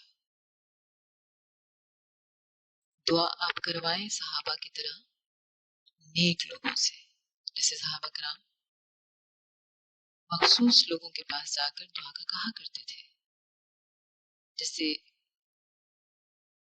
حضرت عمر حضرت ابوبکر کے بارے میں آتا رضی اللہ عنہما کہ وہ ام ایمن کے پاس گئے تھے اور ان سے دعا کے لیے کہا تھا. کیوں؟ ایک خاص نسبت تھی نا ام ایمن کی اللہ کے نبی کے ساتھ، تو اس خاص نسبت کی بنا پر انہوں نے ان سے دعا کے لیے کہا.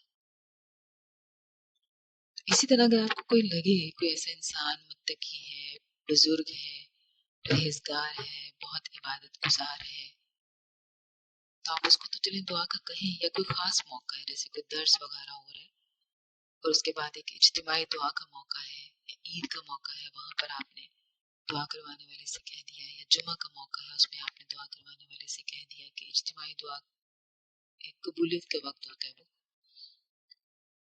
لیکن اس طرح ہر ایک سے کہہ دینا یہ ایک قرض ہے جو آپ اس کے اوپر ڈال رہے ہیں، اور اگر اس نے ادا نہ کیا تو گیا اس نے حق تلفی کی. تو خواہ مخواہ میں آپ ایک شخص کو گناہگار کر رہے ہیں. پہلی بات تو یہ. دوسری بات یہ کہ اگر کوئی آپ کو اس طرح کہے تو آپ اپنا یہ معمول بنائیں کہ اسی وقت ہی اس کو کوئی نہ کوئی دعا دے دیں. یعنی آپ کو کوئی کہتا ہے کہ مجھے اپنی دعا میں یاد رکھنا، تو آپ نے یہ کہنا ہے آگے سے اللہ آپ کو خوش رکھے، اللہ آپ کو آسانیاں دے، اللہ آپ کے لیے خیر والے معاملے کرے. یعنی اسی وقت دعا دے دیں. معلوم نہیں آپ کو بعد میں یاد رہی یا نہ رہی. اور پھر آہستہ آہستہ اس انداز کو بدلیں، دوسروں کو بھی سمجھائیں، خود بھی اس بات کا احساس کریں کہ ہر ایک کو اس قرض کے نیچے مت دبائیں، کیونکہ ہر ایک آپ کے لیے ویسا خیر خواہ نہیں ہے کہ دعا کرے. اور پھر یہ کہ ہمیں صحابہ کرام کی سنت سے یہ نہیں پتہ چلتا کہ انہوں نے ہر ایک سے دعا کے لیے کہا ہو. وہ کبھی کسی نیک انسان، کسی خاص نسبت رکھنے والے انسان سے جا کر دعا کا کہا کرتے تھے. تو دو چیزوں کا ہمیں فائدہ ہوگا. ایک یہ کہ ہمارا عقیدہ درست ہو جائے گا کہ ہر کسی سے دعا کا نہیں کہنا، کسی خاص نسبت، کسی خاص عمل کرنے والے انسان کو آپ دعا کا کہہ سکتے ہیں،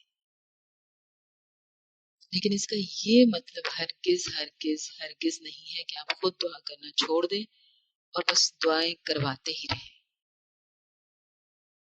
کیونکہ پھر یہاں ایک اور عقیدے کی نفی ہو جائے گی کہ اللہ کہتا ہے کہ میں قریب ہوں، مجھے پکارو میں جواب دیتا ہوں، قبول کرتا ہوں. اور ہمارے ذہن میں یہ ہوتا ہے کہ اس کی اللہ زیادہ قبول کرے گا، میری نہیں، میں گناہ گار ہوں. اللہ گناہ گاروں کی یہ تو زیادہ سنتا ہے.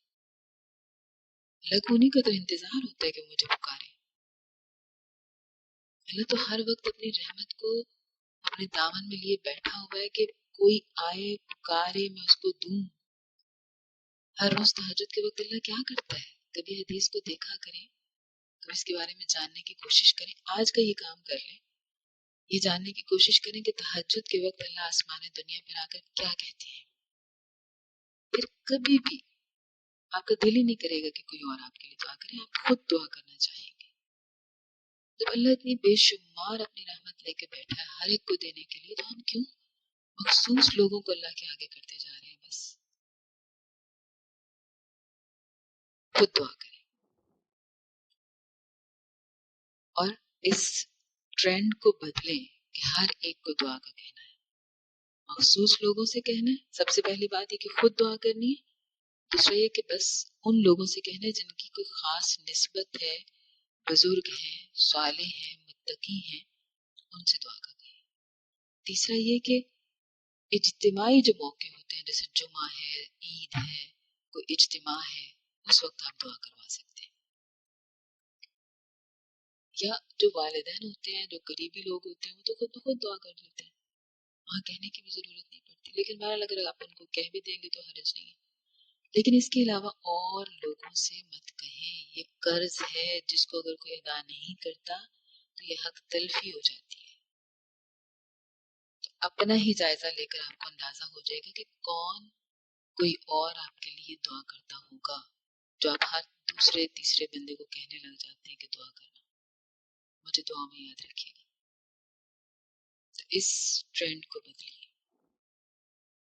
اور اگر آپ کو کوئی دعا کا کہہ دے تو آہستہ آہستہ اس کو سمجھائیں، لیکن جب تک سمجھا نہیں پاتے تب تک کسی کو دعا کہنے پر فوراً دعا دے دیں.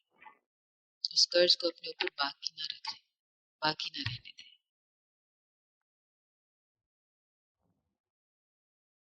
اور یاد رکھیں کہ دعائیں اللہ سنتا ہے، دعائیں اللہ قبول کرتا ہے، لہٰذا اسی کو سنائیں، وہی آپ کو دے گا.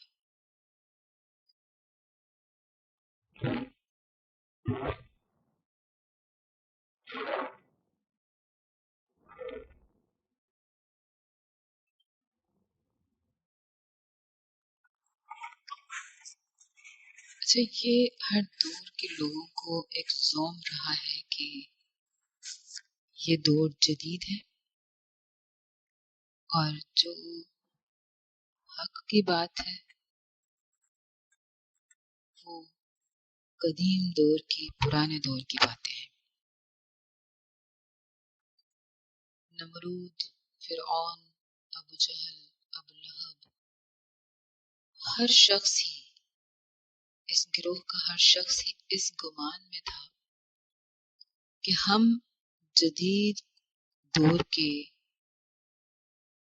علم بردار، جدید ٹیکنالوجی کے ماہر، اور تم مولوی اٹھ کے پرانی کتابی باتیں کرتے ہو، قصے کہانیاں سناتے ہو جس کا پریکٹیکل لائف سے کوئی تعلق واسطہ نہیں. اللہ نے کہا جب وہ آپ کے پاس آ کر جھگڑتے ہیں تو ان میں سے جن لوگوں نے انکار کا فیصلہ کر لیا ہے وہ یہی کہتے ہیں کہ یہ ایک گزشتہ داستان ایک پرانی داستان کے سوا کچھ بھی نہیں، یہ تو اگلے وقتوں کی کہانیاں ہیں۔ میری عزیزات، حق کا انکار کرنے والوں اور اس سے لوگوں کو روکنے والوں کا جو انجام ہے، اللہ نے وہ بھی اگلی آیات میں بیان کیا۔ سورۃ الانعام 26 سے لے کے 31 تک آیات کی تفصیل کو ضرور پڑھیے گا، یا کم از کم ترجمہ تو ضرور۔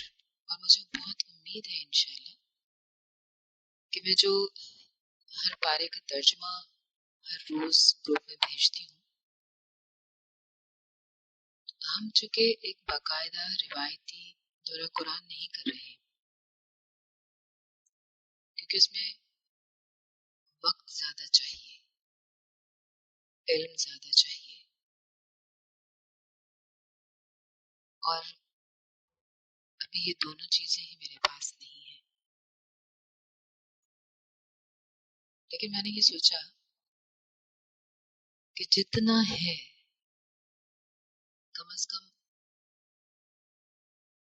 ہم اللہ کے ہاں اس کے بارے میں سرخرو ہونے کے لیے کوئی تھوڑا سا حقیر سا عمل تو کر لیں۔ ہم اللہ کو یہ تو کہہ سکیں کہ اللہ جب 21ویں صدی میں فتنے پے در پے آ رہے تھے، ہمارے گھر تک فتنوں سے محفوظ نہیں تھے، ہمارے برے اعمال کی وجہ سے ہم آفتوں کا یوں شکار تھے جیسے تسبیح ٹوٹ جائے اور دانے پر دانہ گرتا ہے۔ تب ہم نے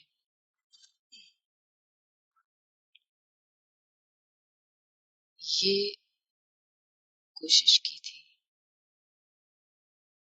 کہ ہم ان فتنوں اور آفتوں کے اندھیرے کو کم کرنے کے لیے کوئی چھوٹا سا دیا ہی جلا دیں، جو کسی ایک کی زندگی کو ہی، کسی ایک انسان کے راستے کو ہی روشن کر دے۔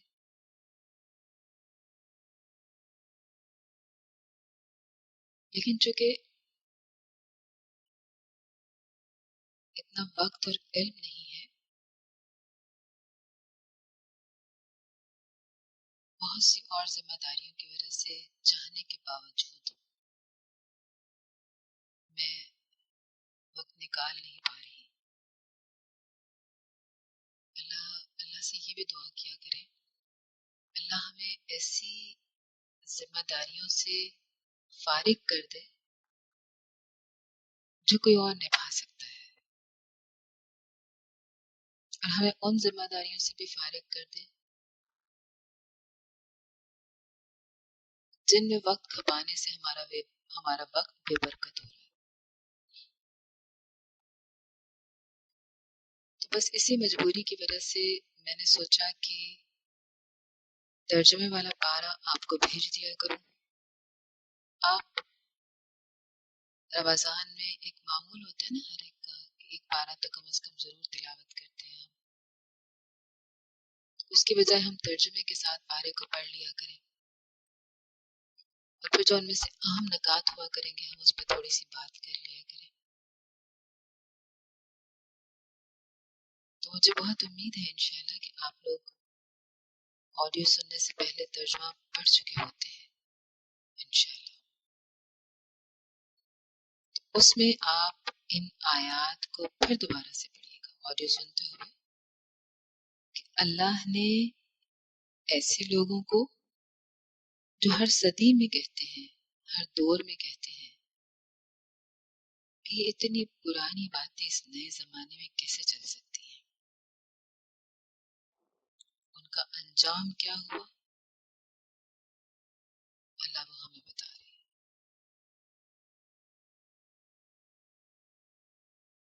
اور جب آپ کے ساتھ لوگ آ کر اس طرح کا معاملہ کرتے ہیں یا آپ کے سمجھانے پر، آپ کے سکھانے پر، آپ کے درست راہ دکھانے پر جب لوگ آگے سے مذاق اڑاتے ہیں یا لوگ کہتے ہیں کہ اس دور میں یہ باتیں نہیں چل سکتی، چھوڑو ان کو، یا لوگ آپ کو فرسودہ خیال ہونے کا طعنہ دیتے ہیں یا لوگ آپ کو بیکورڈ کہتے ہیں یا کچھ بھی ایسا جو آپ کو تکلیف دے جاتا ہے، حالانکہ آپ بہت اخلاص سے نکلے، آپ نے بہت خلوص نیت کے ساتھ کسی کو سمجھانے کی کوشش کی، لیکن آگے سے آپ کو اس طرح کے رویے کا سامنا کرنا پڑا، تو وہاں پہ اللہ پر تسلی بھی کیسے دیتے ہیں؟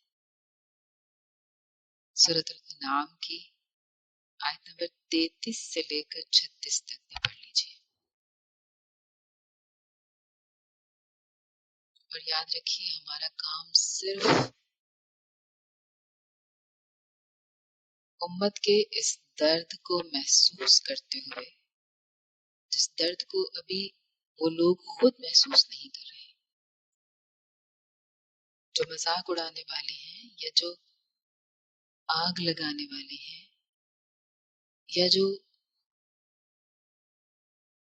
صراط مستقیم پر کھڑے ہیں لیکن ڈگمگانے والے ہیں، یا جو صراط مستقیم کے لیے ابھی کوشش میں ہی نہیں ہے ویسے مسلمان ہیں، تو ان کو خود احساس نہیں ہے، لیکن وہ درد محسوس ہوتا ہے صاحب عقل صاحب دل لوگوں کو، تو بس اس درد کو محسوس کرتے ہوئے حق کو پہنچانا نہ چھوڑے، پیغام آگے پھیلانا مت چھوڑے، تاکہ اللہ کے ہاں سرخرو ہو سکے۔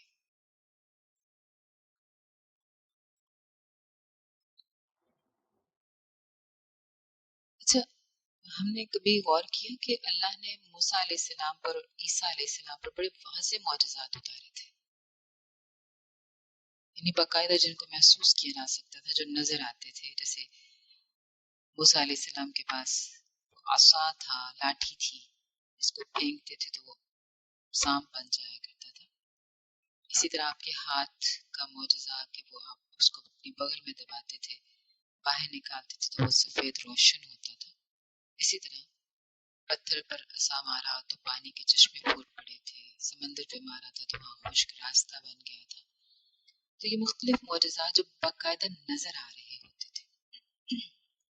اسی طرح عیسیٰ علیہ السلام، ان کے بارے میں بھی آتا ہے کہ وہ جو پیدائشی کوڑی ہوتا تھا، پیدائشی اندھا ہوتا تھا، اس کو وہ تندرست کر دیا کرتے تھے اللہ کے حکم کے ساتھ، اور اسی طرح جو مردہ ہوتے تھے ان کو زندہ کر دیتے تھے اللہ کے حکم کے ساتھ، یعنی یہ اللہ نے ان کو معجزہ دیا ہوا تھا۔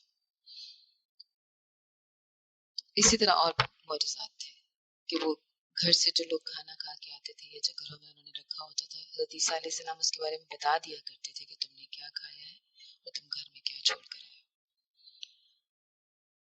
تو یہ ساری چیزیں ان کو دی گئی، لیکن رسول اللہ صلی اللہ علیہ وسلم کو اس طرح کا کوئی ایسا کوئی معجزہ نہیں دیا گیا، یعنی کوئی حسی معجزہ جو باقاعدہ ایک نظر آنے والا، لیکن قرآن دیا، اور قرآن ایک زندہ معجزہ ہے، بظاہر محسوس نہیں ہوتا، ہمیں پتہ نہیں چلتا، ہم اس کو ایک عام سی کتاب سمجھتے ہیں، لیکن کبھی آپ نے غور کیا، اب جس سے اب آپ ترجمہ پڑھ رہے ہیں، کوئی انسان بہت گہرائی میں نہ بھی جائے قرآن کی، محض ترجمہ پڑھنے سے بھی بعض اوقات ایسے ایسے حقائق ہمارے سامنے کھل جاتے ہیں جو سائنس اب ثابت کر رہی ہے، اور ان لوگوں کے بقول یہ پرانے زمانے کی کتاب، یہ 1400 سال پہلے کی کہانیاں اللہ نے ان میں ثابت کر دیا تھا۔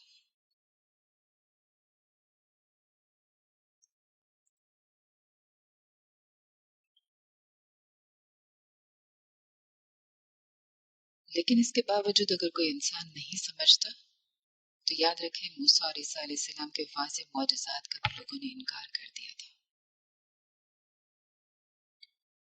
اللہ نے اس زندہ معجزے کے اندر، اس قرآن کے اندر انسانوں کو ایسے ایسے چیزوں کی طرف اشارے کر دیے، کہیں اپنی تخلیق پر غور کرنے کا حکم دیا، کہیں آسمان و زمین، پہاڑ، سمندر، ستاروں، چاند، سورج، ان پر غور کرنے کا حکم دیا،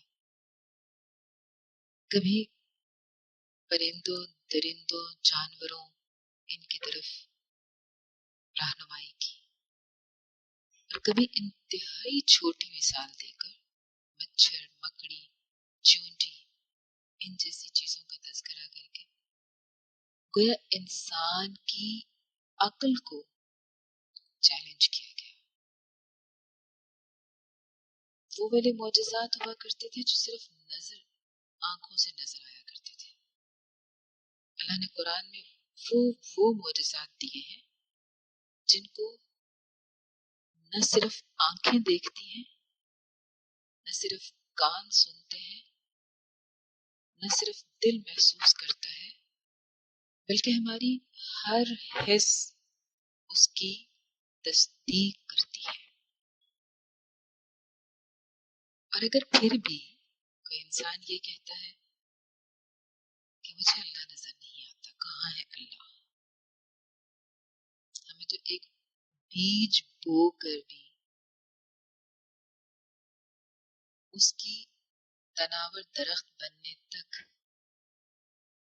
اگر غور کریں تو ہر مرحلے پر اللہ نظر آئے گا۔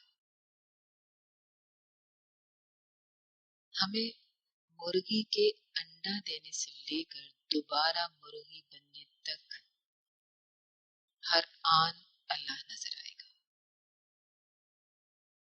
پھول کی کومپل سے لے کر مکمل پھول بن کر پھر ٹوٹنے تک ہر لمحہ اللہ نظر آئے گا۔ غور تو کریں،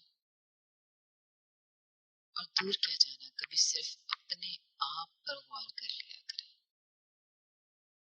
اپنے ہر عضو پر غور کر لیا کریں، بچے کی تخلیق کے تمام مراحل پر غور کر لیا کریں۔ کون کہتا ہے اللہ نظر نہیں آتا؟ اور اگر پھر بھی نظر نہیں آتا تو یاد رکھیں ایسا انسان پھر اندھا، بہرا، گونگا ہی ہو سکتا ہے۔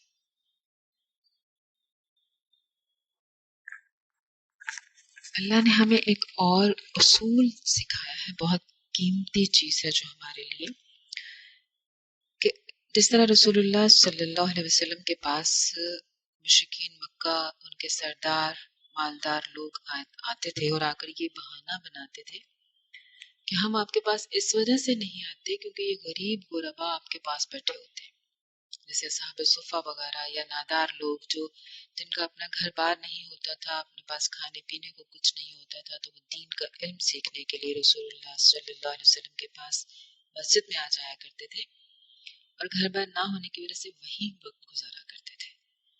تو ہر وقت ان لوگوں کا ہجوم دیکھ کر مشرکین مکہ کو یہ تکلیف ہوتی تھی کہ اسلام ان کو اتنی زیادہ عزت دے رہا ہے، یہ جو ہمارے غلام تھے، یہ ہمارے جو نوکر ہیں جن پر ہم حکم چلایا کرتے تھے، جو ہماری بات پر جی ہاں کہا کرتے تھے، اب وہ ان کو عزت اور مقام اور مرتبہ اتنا مل رہا ہے کہ محمد صلی اللہ علیہ وسلم ان کو اپنے برابر بٹھاتے اور ہمیں ان کی وجہ سے ہماری پرواہ بھی نہیں کرتے۔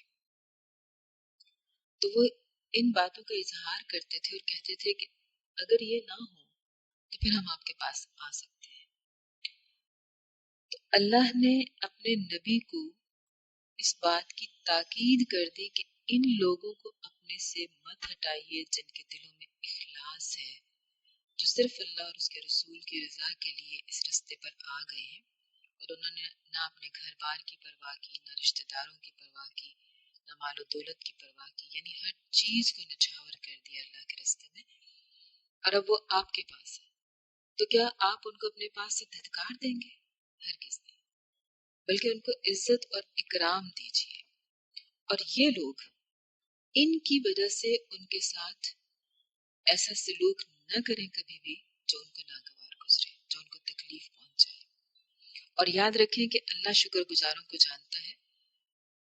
جس مال و دولت کی وجہ سے، جس منصب عہدے کی وجہ سے، جس دنیا کی نعمتوں کی وجہ سے ان مشرکین نے اسلام کو قبول نہیں کیا کہ جب اسلام کے راستے میں آ جائے تو پھر انسان آزمائشیں اور مصیبتیں بھی سہتا ہے، بعض اوقات فاقے بھی کاٹنے پڑتے ہیں، بعض اوقات ہر رشتے کو چھوڑنا پڑتا ہے، بعض اوقات گھر بار کو بھول کر اللہ کے راستے میں جانا پڑتا ہے.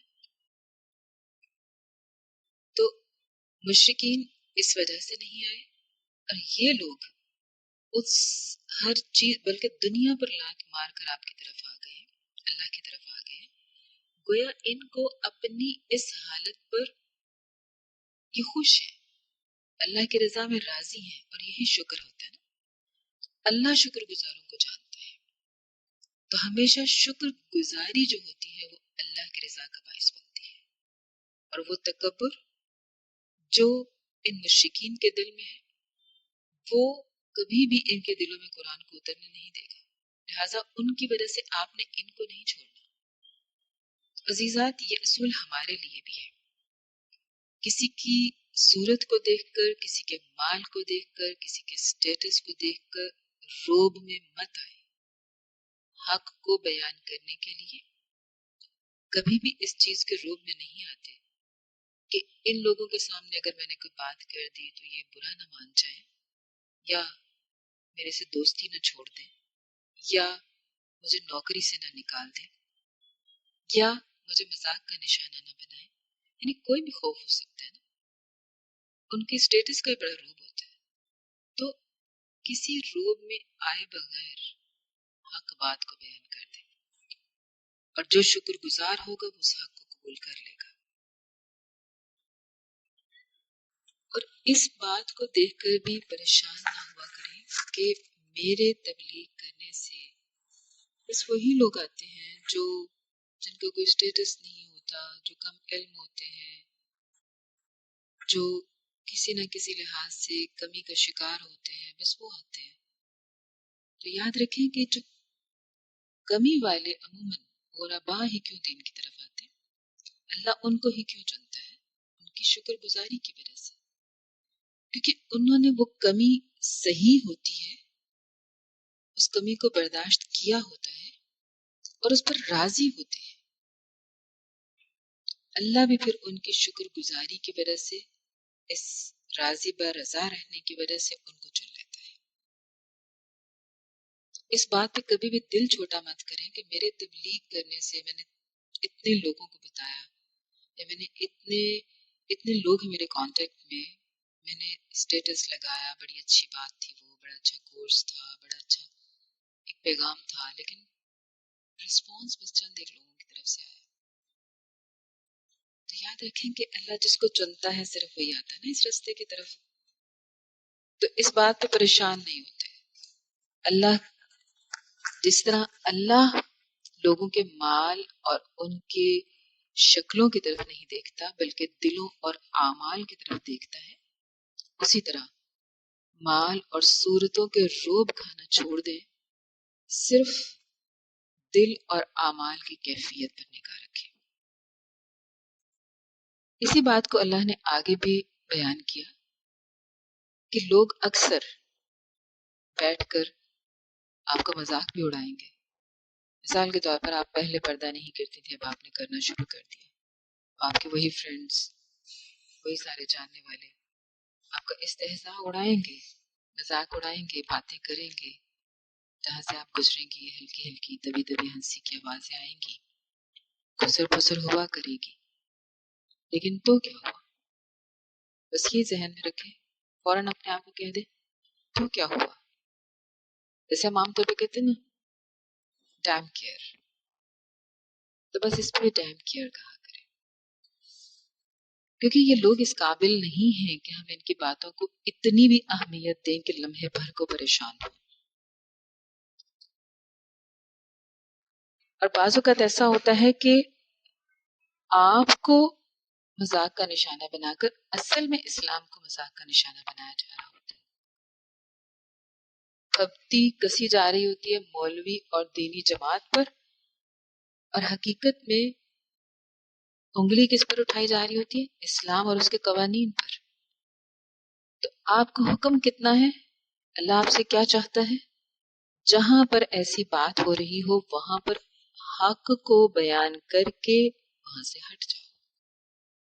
جہاں پہ بھی دین کا مذاق اڑایا جا رہا ہو، دین والوں کا مذاق اڑایا جا رہا ہو، وہاں حق بات کہنے سے گریز مت کرو، اور پھر حق بات کہنے کے بعد وہاں رکو مت، وہاں سے ہٹ جاؤ، اس جگہ کو چھوڑ دو. ابراہیم علیہ السلام نے بھی یہی کچھ کیا تھا نا، کہ حق بات کہنے سے نہیں رکے تھے. کتنا لوگوں نے مذاق اڑایا تھا، کتنا لوگوں نے تانے دیے تھے، باپ تک نے گھر سے نکال دیا تھا، لیکن پھر بھی حق کہنے سے باز نہیں آئے تھے. ہر طریقے سے ہر موقع پر انہوں نے اپنا یہ فرض ادا کیا، اور جب دیکھا کہ میرا فرض پورا ہو گیا ہے اور ان میں کوئی تبدیلی نہیں آ رہی، تو تب اللہ کے حکم سے ہجرت کر دی تھی. جواباً اللہ نے کیا انعام دیا؟ دنیا کی امامت سے سونپا تھا، دنیا کی امامت عطا فرمائی تھی، بہترین وطن، اس دنیا کا بہترین وطن دیا، بہتر برادری ذریت سے پے در پے اللہ نے انبیاء عطا فرمائے.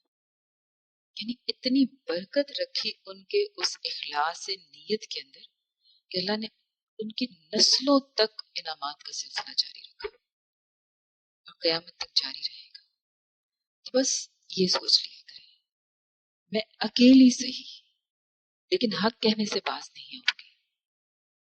خواہ دنیا مذاق اڑائے، خواہ دو سباب چھوڑ جائیں، خواہ کچھ بھی ہو جائے، حق بات ضرور کہوں گی، لیکن حکمت کے ساتھ کہوں گی. یہ نہیں کہ آپ ایک دم سے ڈنڈا لے کر کھڑے ہو جائیں کہ تم نے یہ اللہ کے قانون کی خلاف ورزی کی، لہٰذا آؤ میں تمہیں پوچھتی ہوں. نہیں، سزا دینا آپ کا کام نہیں، وہ اللہ کا کام ہے، یا اللہ کے ان بندوں کا کام ہے جن کو اللہ نے اقتدار سونپا. آپ کا کام محض زبان سے تبلیغ کرنا ہے، پیغام پہنچانا ہے دین کا، اسلام کا، شریعت کا. حق بات وہاں پہ کہہ دیں جہاں پر آپ اس کی خلاف ورزی ہوتے دیکھ رہی ہیں. اس کے بعد اور اس بات سے گھبرائے نا کہ یہاں پہ اتنے بڑے بڑے لوگ بیٹھے ہوئے ہیں، یہاں پہ سارے میرا مذاق اڑائیں گے، یہاں پہ کارخانے میں طوطی کی آواز کون سنے گا. تو بن جائے طوطی، کوئی بات نہیں. قیامت والے دن ان تمام نام نہاد شیروں، مگر مچھوں اور اتنے دین کا مذاق اڑانے والے درندوں کے درمیان میں اس دن وہ ایک طوطی سرخرو ہو جائے گی. پھر دیکھیے گا ابراہیم علیہ السلام کی طرح اللہ اس نیت کے اخلاص کو اتنا بابرکت کرے گا کہ نسلوں تک اس کے ثمرات آپ دیکھیں گے.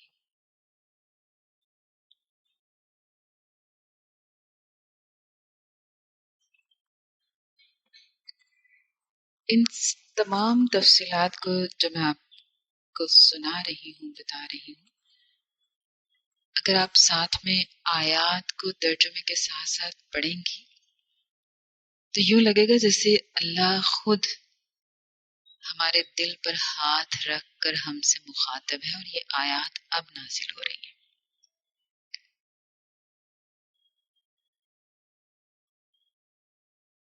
اور پھر جو تسکین ہوگی اس کو آپ خود محسوس کریے گا. اچھا، موت کے وقت کیا ہوگا؟ سورۃ الانعام کی آیت نمبر 93 اور 94 کو پڑھیں،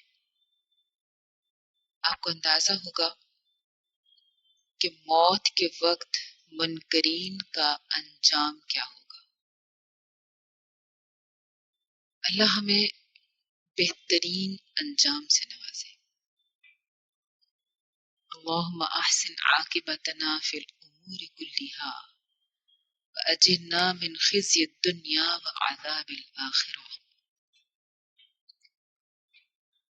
اور کبھی آپ کو لگے کہ ہمارے ایمان میں کمزوری آ رہی ہے، قرآن کو پڑھنے کے ساتھ ساتھ ایک اور طریقہ ہے ایمان کو بڑھانے کا. ایک تو یہ کہ آپ قرآن سنتے ہیں، پڑھتے ہیں، سناتے ہیں، کسی کو پڑھاتے ہیں، کسی قرآن کی مجلس میں ہیں. اس کے علاوہ ایک طریقہ یہ ہے کہ آپ اللہ کی قدرتوں پر غور کرتے ہیں، اللہ کی نشانیوں پر غور کرتے ہیں. جیسے دن اور رات کا بدلنا، جیسے سورج اور چاند کا طلوع اور غروب ہونا، جیسے چاند کا بہت باریک سا نظر آنا اور آہستہ آہستہ مکمل ہو جانا، اور پھر اس کے بعد پھر اس کا کم ہوتے چلے جانا. اور یہ ایک ترتیب سے سارا سلسلہ چل رہا ہے. کائنات میں کہیں کوئی خلل نہیں ہے. جس دن سے کائنات کو اللہ نے بنایا یہی ترتیب ہے، یہی سلسلہ ہے، اس میں کوئی تبدیلی نہیں. اس کے برعکس ہم ہیں، ہمارے طلوع اور غروب کے اوقات ہی مختلف ہوتے رہتے ہیں، یعنی سونے اور جاگنے کے. وقت کی پابندی ہم سورج سے ہی سیکھ لیں. اللہ توفیق دے. پھر ہم اللہ کی کتنی نعمتوں کو کھاتے ہیں، کتنی نعمتوں کو ہم اپنی روزمرہ زندگی میں استعمال کرتے ہیں. بس کبھی جب ایمان بہت پھیکا پھیکا سا، کمزور کمزور سا لگنے لگے، بے رنگ سا لگنے لگے، تو صرف اتنی کوشش کیا کریں کہ اس دن میں اللہ کی جس نعمت کو استعمال کریں اس پر تھوڑا غور کر کے کریں، اللہ کی اس قدرت پر تھوڑا سا غور و فکر کریں. وہ جو مفت کا ثواب ملتا رہتا ہے نا، غور و فکر کرنا بذات خود ایک عبادت ہے. اللہ کی معرفت کے لیے اللہ کی نعمتوں پر، اللہ کی قدرتوں اور نشانیوں پر غور و فکر کرنا یہ ایک عبادت ہے. اور آپ اپنے ہی روزمرہ کام کر رہے ہیں، لیکن ساتھ ساتھ آپ اس عبادت کو سر انجام دے رہے ہیں، تو پھر دیکھیے گا کہ آپ کا ایمان کس لیول پر جاتا ہے.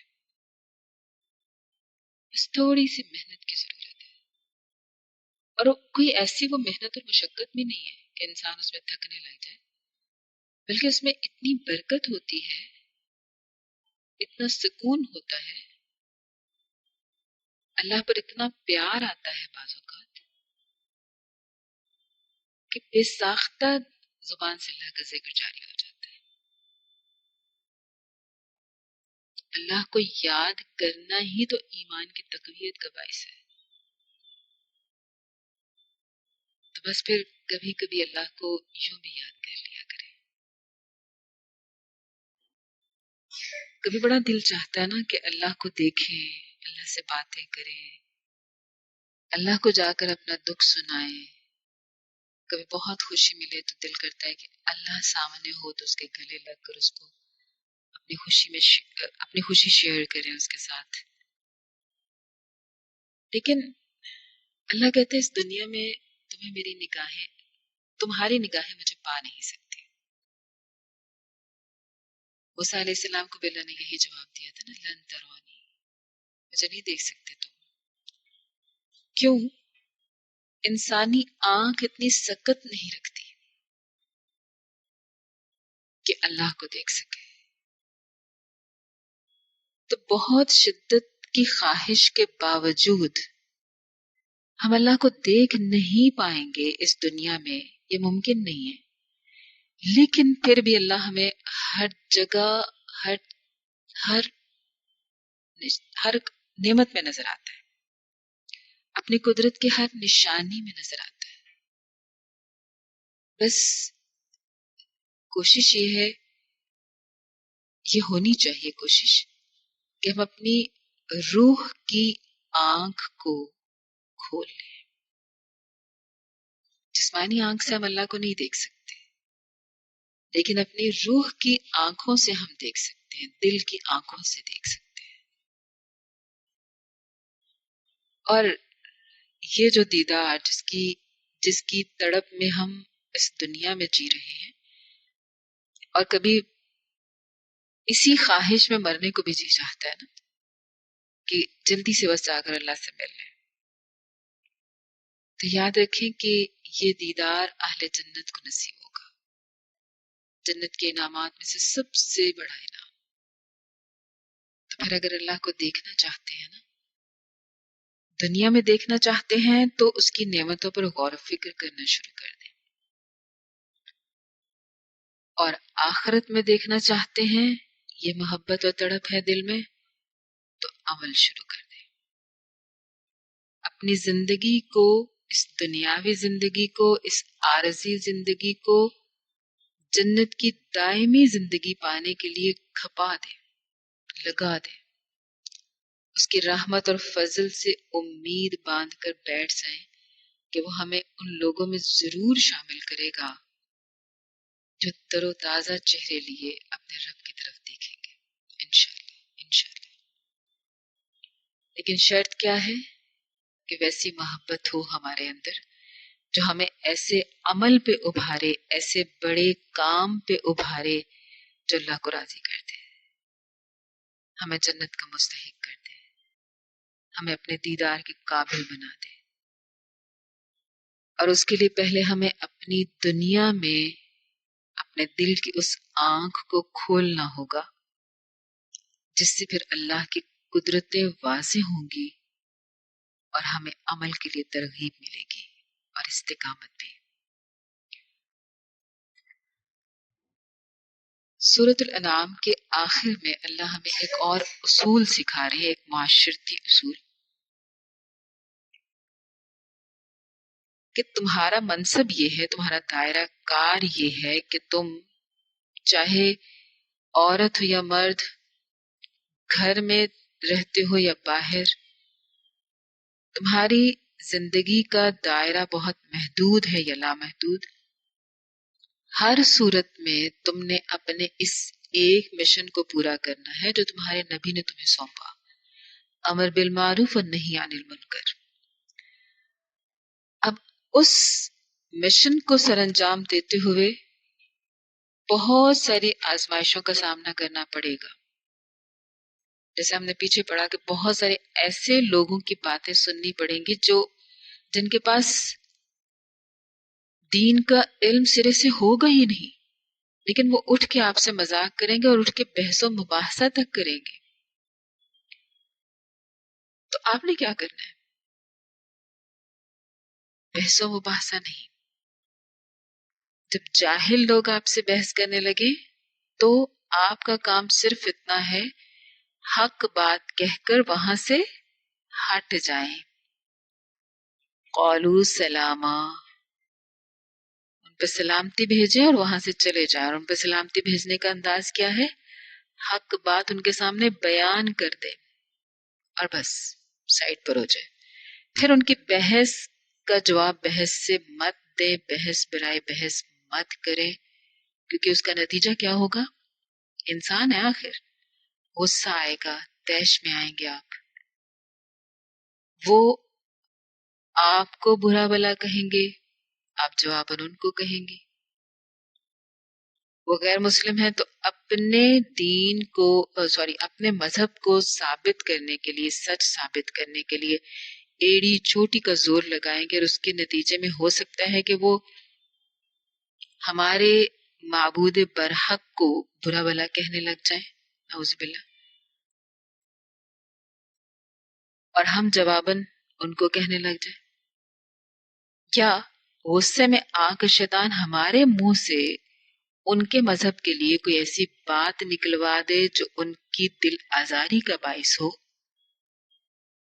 اگرچہ پتہ ہے ہمیں کہ ان کا مذہب حق نہیں ہے، یا جو مسلمان بھی ہیں ان کی روش حق نہیں ہے، لیکن ان کو اس طرح سے ٹیز نہیں کرنا کہ وہ جواباً آپ کو یوں ٹیز کریں کہ وہ بات دین اور اللہ پر آئے، اس کے رسول پر آئے۔ تو اللہ اور اس کے رسول اور ان کے پیغام کی عزت کا تقاضا یہ ہے کہ آپ ایسے لوگوں سے بحث مباحثے میں پڑیں ہی نہ، کہ غصہ نہ آئے، طیش نہ آئے، آپ ان کو کچھ نہ کہیں اور جواباً وہ کچھ نہ کہیں۔ لیکن حق بات کہنے سے نہیں رکنا، حکمت عملی سے درست بات کو، درست پیغام کو ان تک پہنچانا ہے، عملی یا زبانی کشتی کر کے نہیں۔ یہ جو بحث ہوتی ہے نا، یہ زبانی کشتی ہی ہوتی ہے، جو بعض اوقات عملی کشتی سے کہیں زیادہ نقصان کا باعث بنتی ہے۔ تو ہمیں صرف یہ اصول سکھا دیا گیا کہ ایسے لوگوں کے ساتھ بحث مباحثے میں پڑنے کے بجائے صرف حق بات کہہ کر ان کے اس ولی مجلس کو چھوڑ دیا جائے، اس رستے کو چھوڑ دیا جائے، ان کی صحبت کو چھوڑ دیا جائے،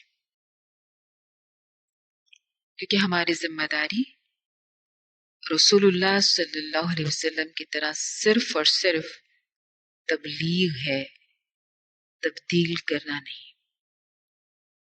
سبحانک اللہم ربنا وبحمدک اللہم اغفر لی، سبحان ربک رب العزت عما یصفون، وسلام علی المرسلین والحمد للہ رب العالمین۔ السلام علیکم ورحمۃ اللہ وبرکاتہ۔